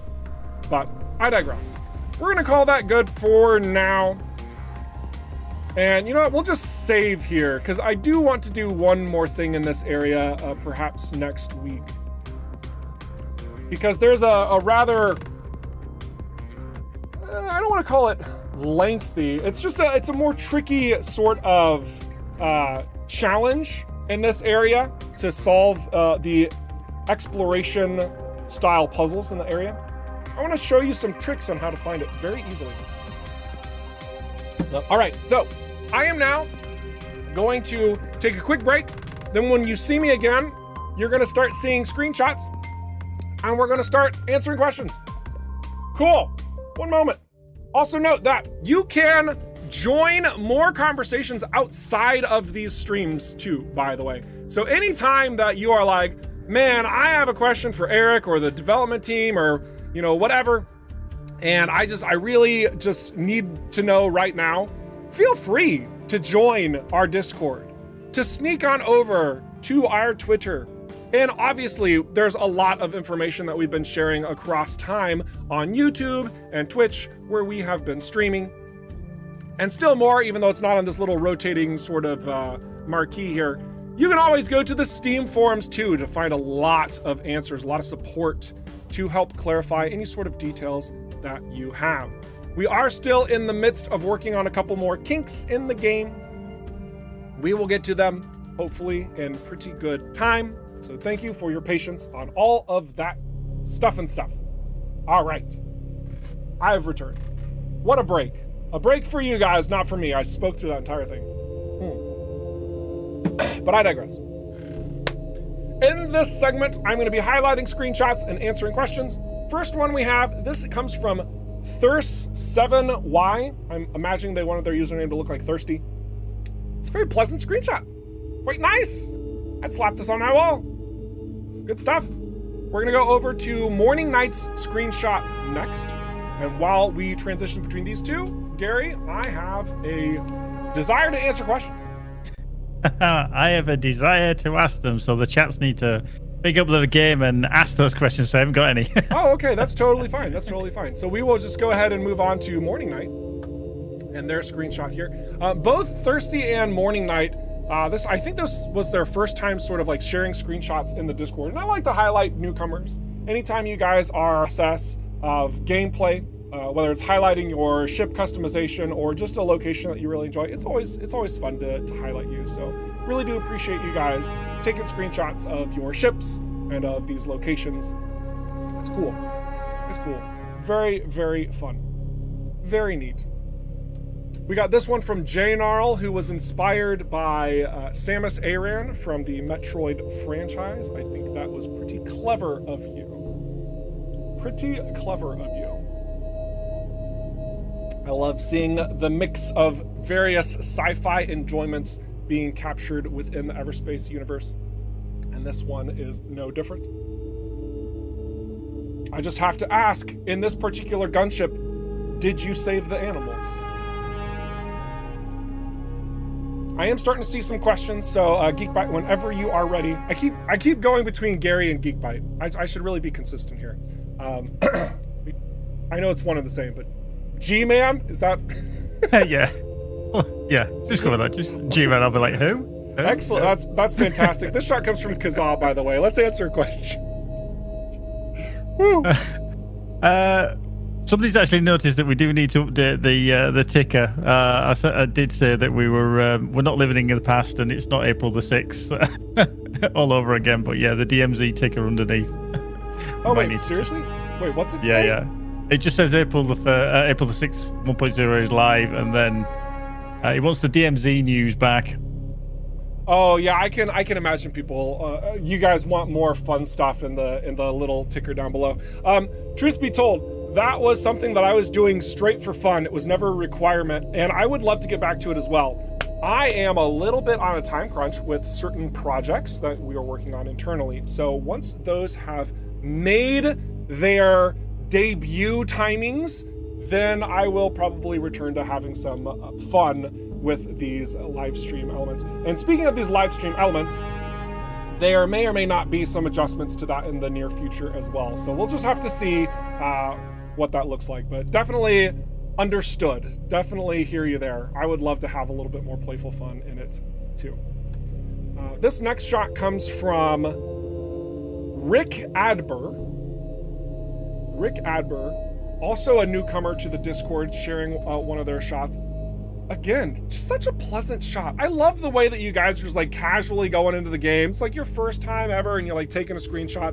Hey, look what I shot. That's awesome. My first screenshot sucked and I'm an art major. Oh my gosh. Just, I love what you guys do. I love how you're just embracing it. You're loving it. You're like, oh, that looks fun. Capture, Discord, awesome. Thank you for sharing your shots with us. It's super cool. It is super duper. Super neat stuff. We're going over to Casey's screenshot. And while we are staring at this one, this is the view from working as a miner in the DMZ, specifically in Cedo. Just like a day in the life, you're looking out the window first thing in the morning, you're maybe use the bathroom, you're brushing your teeth, and you're just like, this is your view. Fancy that. Pretty wild stuff. But yeah. Do you have a question? Do we have one? Not really, but somebody, Rip2 over on YouTube, it just said that they've run out of space, the storage space at the home base, because they've been collecting all the mods to fit all their other ships, but they're now 100 of 100 in their slots. They're just wondering if there's any way to could possibly increase that in the future. Wow, that's very impressive. I have not come across too many users who need more space in the home base. This shot comes from Donnie, by the way, who's given a lot of love to the bombers. But the short answer of it is that we don't currently have any plans to expand the home base hangar. It is quite literally because everyone seems to have plenty of space. So could it be expanded in the future, like for the DLC when there's more stuff to find and collect and hang on to in said hangar? Yeah, it's definitely possible. It's just not something we've talked about yet. So definitely noted. Thank you for sharing. I'm sorry that you don't have enough storage for all the things. We'll see what happens in the future. Sounds like it might be needed. Yeah, I do think that this ship is gorgeous. I think that Donnie did a great job. And Johnny has another shot later of another bomber that he customized as well. And on the opposite end, this was Stifrin's take. He said that this was kind of his, I can't remember the word he chose, more like his wonky colored ship. So yeah, that's good. This reminds me of that outlaw whenever you're doing the good, the bad, and the decent mission, where he's like, finally, my paints, I can finally stand out, or whatever. Yeah, this is what I imagine that he would have painted his ship like. So he just draws the most obnoxious levels of attention. So well done, Stifrin. I think that this is exactly what you were aiming for. I am intrigued. I am captured. I will never forget that ship. So thank you. Absolutely beautiful. We got Maximizer here, who was talking about, I think he was saying that this was Viridium, which this is not Viridium. And that's fine. This is just, these are tons and tons of crystals after the destruction of Palamon. As most of the mining locations, fun lore fact here, most of the mining locations surrounding Cedo are shards from Palamon.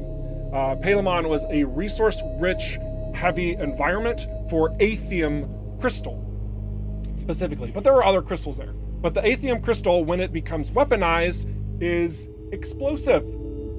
And the way that Palamon was exploded is that the Okar effectively sent in a ship that activated the crystal at the center of the planet's core. And needless to say, when that triggered, it wasn't. It was quite abundant in the after effects. So yeah. All those shards kind of littered the rest of Cedo. A lot of like the locations you're going to, like the randomly generated unknown signals, if you're seeing crystalline structures like this, it's very likely shards from Palamon. Fun little lore fact. We got this shot from Terrible Ogre using a beautiful, beautiful flat cannon here with a delightful appearance. I forget what it's called. I should remember the name. But it looks like a crimson flower. Super neat. Super duper. Yeah, Crimson Sun. That's what it is. Thank you. Gary laughing at me. It's just when you said Crimson, I thought that's going to trigger. No, it's Crimson Sun. No. Oh yeah, it's Crimson Sun. Yeah, nope. Completely. There's too many legendaries, all right? There's too many. We need to scale them back. Also, what's interesting, the first time that I looked at this screenshot, I actually thought that these were Y-Wings. I was like, wait, what? How did they mod that? No, those are just GMB fighters. But like, just looking at this from afar, like, seriously, do you see it? Do they look like little bitty Y-Wings? Am I crazy? Am I, I don't know. Maybe I'm crazy. I like the original Star Wars, okay? But I digress. This is a nice little active shot from Terrible Ogre. This next one comes from T3Q and using another one of the legendary shields that actually removes your shields. It's an interesting one. But when it removes your shields, it does some special stuff to your armor. If you're not familiar with it, I'm sure somebody will remember the name, because I certainly don't. But I love the way that he's captured the look and feel of his ship, challenging this one, almost making it look like the Outlaw Destroyer has its own shield. I think that's incredibly clever, very well captured, and it's a cool sort of like battle scene to boot. So good stuff, T3Q. Good. I do have a lore question lined up. Let's get into it. Basiliev McKnight again over on YouTube. The question is regarding Carla. When we first see Carla, it seems like she shoots an energy from her hand, like almost like Iron Man. Yeah. Did she have some superpowers that we don't get to see in the game yet? This shot comes from Hybarf. So, you know, that's a great question. I think that something to note about Kala is that she has an extraordinarily high amount of intellect. And clearly she's not from this location of the DMZ, if any part of it at all. And she may or may not have an understanding of physics and science and sci-fi BS that we don't understand completely. It's very, very likely that's the case in fact. So yeah, who's to say that she couldn't be something more, or perhaps even something less, but knows how to harness a certain power or ability that us mere colonials simply don't understand over here in the DMZ.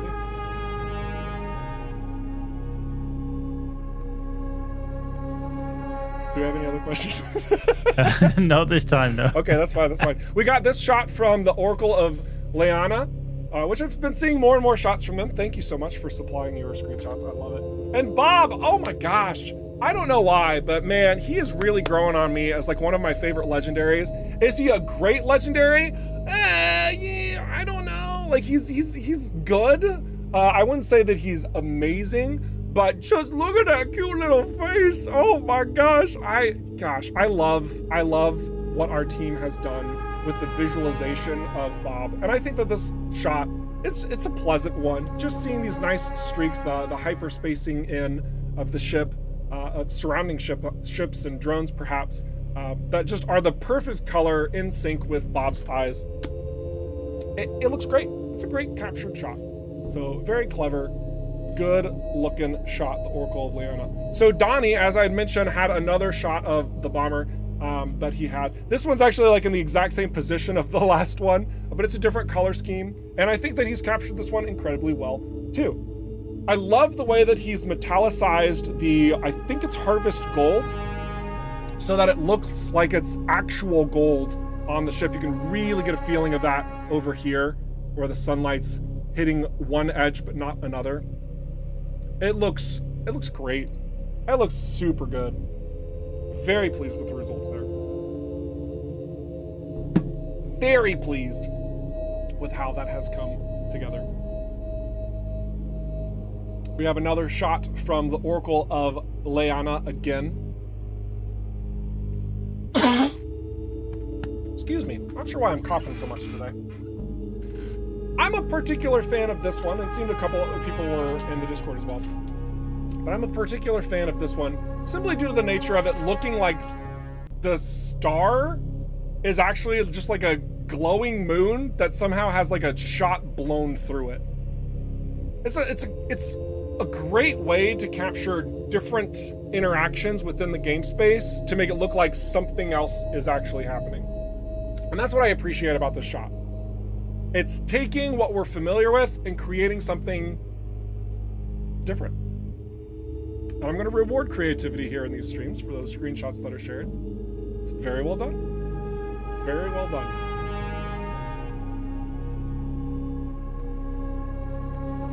Just makes me happy. We got the next shot that comes from Hybarf. I'm not sure I've seen almost anybody try to take shots particularly like this. But that's a clever shot.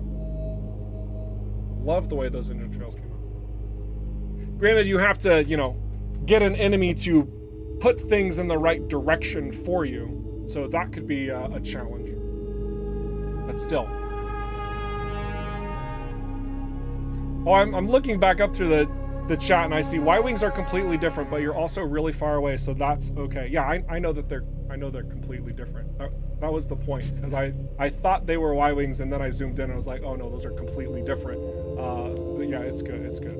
And are we talking about like the Y-wings that the rebels are using, or the BTLTY Y-wings that the Republic use? Because those even look even more different because all the coverings that they have, right? But I digress. Let's keep going. Next image, or actually this one's a little video. I thought this one was clever. This one comes from Faster Than Light. Faster Than Light captured just a little momentary exploration session over in the Drake system underwater.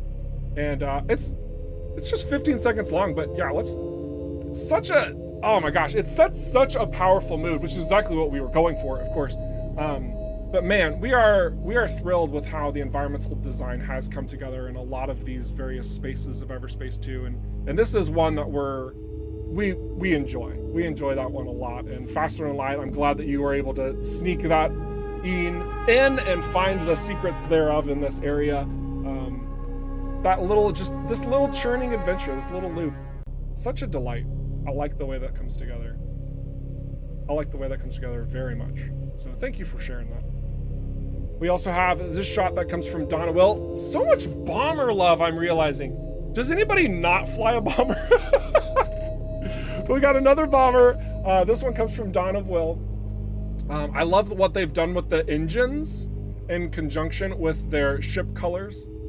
You don't see a lot of variety of engines with more neutral colors for the ship, but man, when you do, look at how much that stands out. I think that was pretty clever in and of itself. Very well done. I love it. I also like the simplicity of this shot, so there's not a lot of distractions in this space. Obviously, you can tell it's Zarkov, but it's also almost like it's calm and inviting, as opposed to stormy and devastating, you know? I do not fly a bomber, says Slorian Tetson. All right, very good, very good. No bomber for me yet, too stubborn. Okay, good. Excellent. Bomber is strong, yes. Yeah. Every ship is strong in its own right. There's a couple that could use some boosts. Vanguard. But, you know, I would say for the most part, they each have their significant uses. This one comes from Dark Chaos. I love these 360 panoramic shots. So we're going to start on the right. I wish there was a way to like, no, that moves too fast. I wish there was a way to like just subtly move to the right, but I can't really do that. But I love the way that he focuses in on just capturing the entire space in a location. And this one, I think he does a fantastic job of highlighting all of those little nuances and intricacies within Everspace 1. It's really super duper easy to look at this and be like, oh no, it's totally Everspace 2. No, actually, it's not. This is Everspace 1. This is where we started. And yeah, this is, seriously, it's just a fantastic way to capture whatever's going on, right? Like, just, I love it. I love it so much. I need to figure out if there's a way to like, just automatically have it pan for you. That would be so cool. But yeah, fantastic shot. Seriously, Dark Chaos, this is super cool. Thank you for the share. Thank you for the share. I'm gonna move over to KS Code 911 and also just kind of observe the username as well as the shots and seeing some irony there. But also, do we have questions? Do we have? No, everybody's stunned to silence. So everyone's stunned to silence, just enjoying the views. I mean, that's fine. That's great. It's totally great if you don't have questions. Can we fly the old Interceptor and the GMB Fighter? I see is a question over on YouTube from Envy Romaniac. You can't Enviromaniac. fly... Oh my gosh. Thank you for that observation. Thank you, Gary. All right, anyway.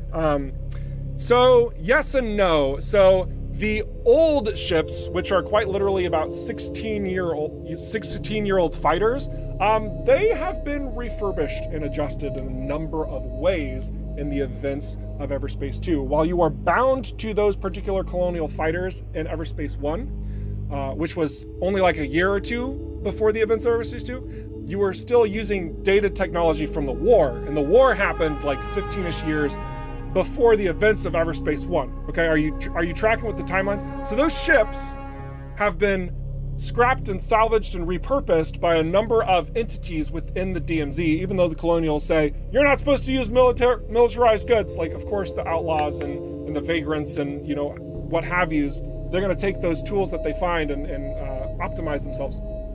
And yeah, so when you purchase an interceptor in Everspace 2, it is effectively a completely remastered and updated version of the interceptor from Everspace 1. Conversely, the Scout, the Sentinel, and the Gunship all operate in that exact same capacity. And then you have a slew of new ships to boot. So if you see adjustments, changes, and modifications that you're like, well, the ship didn't originally have that, that's the point. They have been heavily modified. In most cases, they are much better than their predecessors. All right, so now after looking at this poor sap stuck into an asteroid for some time, let's head on over to Geometry Prime and their elegant looking engines. And just appreciate that view too. I think it's a very clever view. I think it comes together incredibly well. Oh my goodness. Oh. I'm so glad we got engine colors in the game by 1.0. Can I just say that? It wasn't even in the plan. It wasn't in the plan. I can't even remember what specifically transpired, but I am so glad that we said, you know what, we need to do this. And so we made it happen. You guys are having a lot of fun with it. I'm so pleased with the results. Makes me so happy. This next one comes from Akara Vortex. It's a little bright, but yet again highlights incredibly well. It highlights incredibly well what a bomber does. Bomber is bombing. Explosions are, you know, expected. And yeah, this is great.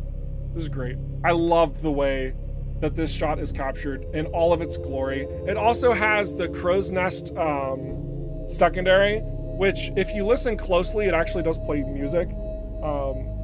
It's kind of like a rave party. So I don't know how to do the exact sound, but I mean, I could make up a new one. For example, it would just be like, you know, like something like that. Just like get your rave on. It makes me happy. This seriously does capture the bomber in its best moments. Truly. If this isn't what your screen looks like every 30 seconds when flying a bomber, I think you're actually doing it wrong. That's my mentality. Yeah, I'm sticking to that. All right, and then the last shot also comes from Akara Vortex, which is utilizing a particular means to generate a lot of EMPs, which is in most cases hard to do. But there are some moments where it can be excessively overused.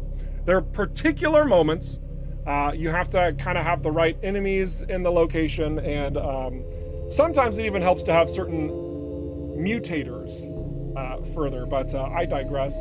This is totally something that can actually happen, and it's probably not going to be addressed. It's not, we don't really see it as an issue. So if you know how to maximize this particular usage of insane levels of EMP, yeah, go for it. Just do keep in mind, by the way, that if you are performing something like this, it gets less effective over time as you're destroying enemies. So that's honestly why we don't really see it as an exploit and probably aren't going to do anything about it, because it just benefits very specific instances, and that's fine. You know, that's fine. So have your fun. Screw around. That's great. Tech not bug. Yeah, I mean, I suppose you could say that. Yeah, it's capitalizing on a very particular situation, and to that, like, I can't be mad at that. That's not necessarily a bug. It's utilized every single system intentionally. So yeah, I can't really knock that. So guys, I think that the time has come to end the stream. It is at the hour. I haven't seen too many other questions, but yeah, I do want to just thank you all sincerely for coming out here in these streams. I know sometimes I can be like wildly energetic and almost uncomfortably so. Sorry about that. Also, there can be times when I'm incredibly tired because it's been a long week. This is probably leaning on more of the long week, and that's, you know, it is what it is. It's been an incredibly productive week, and the important thing for you all to realize is that we are still hard at work on EVERSPACE 2's future. That means the free content that we are going to be handing off to all of you, as well as the premium DLC that will be out next year. And also, you know, Mac OS support, Steam Deck support, consoles in the summer. Like we're doing all of that. We're doing all of that, and we are not slowing down. So the good old cogs over here are spinning away. We've got our tasks set out for us, and we just appreciate how awesome you have all been through this process. Truly, it has been, you guys are so awesome. And I am so Eric Schrader, your community ambassador for ROCKFISH Games. Don't stop being awesome, and we'll catch you in the next stream next week, same time as usual, with more Nightmare gameplay, answering questions, and highlighting screenshots. Hopefully there will be more. I don't know. We'll have to see. Toodles!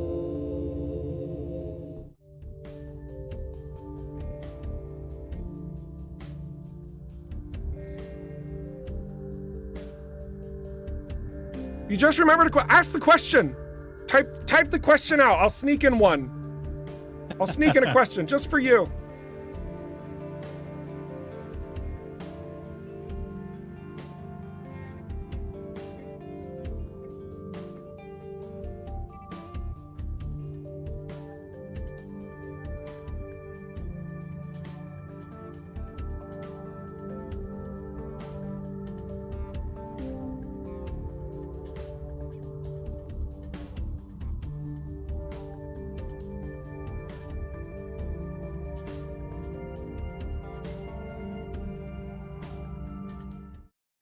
The question was, does Eric say Toodles because Alex says it?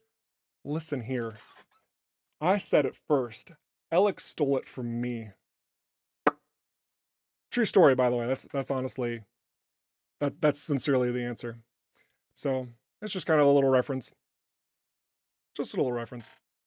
But also, guys, thank you so much. Seriously, I really do appreciate you all hanging out with these streams, giving me so much energy to be able to keep doing this for you all. It's so good. It's so great to be able to do this, highlighting this gameplay for people who don't know our game, as well as just having you, as a lot of you veterans, coming back for more every week. It's so incredible that we've built into this like almost family of sorts where we can just keep having fun and highlighting things and you know, just generally speaking, having a great time together. So sincerely, this is awesome. This is kind of a highlight of my week. In fact, it's rather beautiful.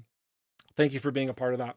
So as you all know, EVERSPACE 2 does in fact exist in the 1.0 state. Sales do come up from time to time. So if for any crazy reason you have not pushed the button to buy the game at this time, wishlisting us always is a huge amount of support. It helps other people kind of know what you're looking at, your friend circles, gets us out there even further, and it also informs you whenever sales are in fact going on. Now, I say that, and I don't actually think there's any sales lined up for EVERSPACE 2 anytime soon. Generally speaking, when a game gets launched, it doesn't see a sale for a while, so don't think that I'm alluding to anything there. Just general information and how you can help us and how we can help you. Otherwise, you're here for shenanigans, so let's have some shenanigans.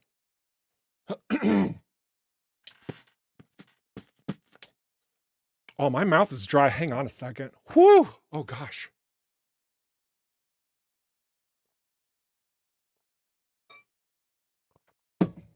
EVERSPACE 2 is 10% off on Humble right now. Are you serious, Michael? How did I miss that? Wait, seriously? Did we post that in the Oh, we totally did. I missed it. Wow. All right. Perfect. Everyone, EVERSPACE 2 is actually 10% off on Humble right now. Gosh. Wow. Michael, thank you. There you go. Yeah, my throat's kind of acting up. Hang on.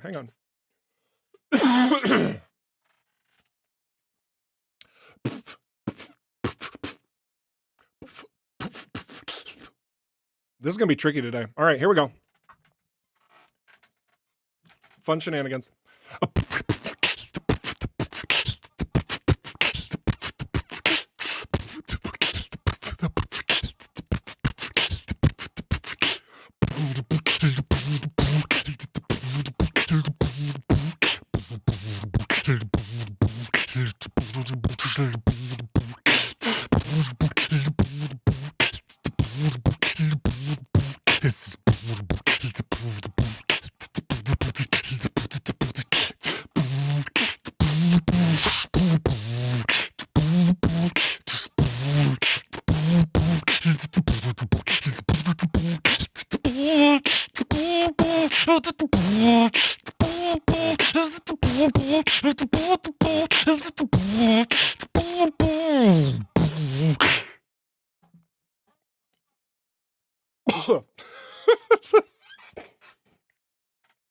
Excellent.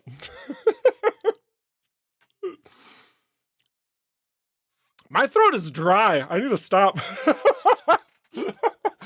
I talked too much this stream apparently, but thanks all for joining me again with the shenanigans and all of your support. Sincerely, I probably say it too much. Is that even possible? Sincerely, for the opportunity to do this for you all and to just share this game with you and for you to be a part of this is freaking so. I love it. I love it so much. So thanks for being a part of this. We will have another stream next week per usual. We are working on so many back-end details. It's actually insane. There's so much going on behind the scenes. I am going to share news with you on what that looks like literally as soon as I can. Michael's in the chat. You can confirm with him, like, if I get a little bit of, like, if I can dangle anything, I will take that opportunity. So just be patient with us, because when we are ready to show and talk about various things that are coming at you in EVERSPACE 2, we are going to. I'm going to make sure of that. So, all right. Have a great weekend, guys. And yeah, be awesome and stuff. Oh my gosh. I'm going to say toodles a second time. Toodles! Ah.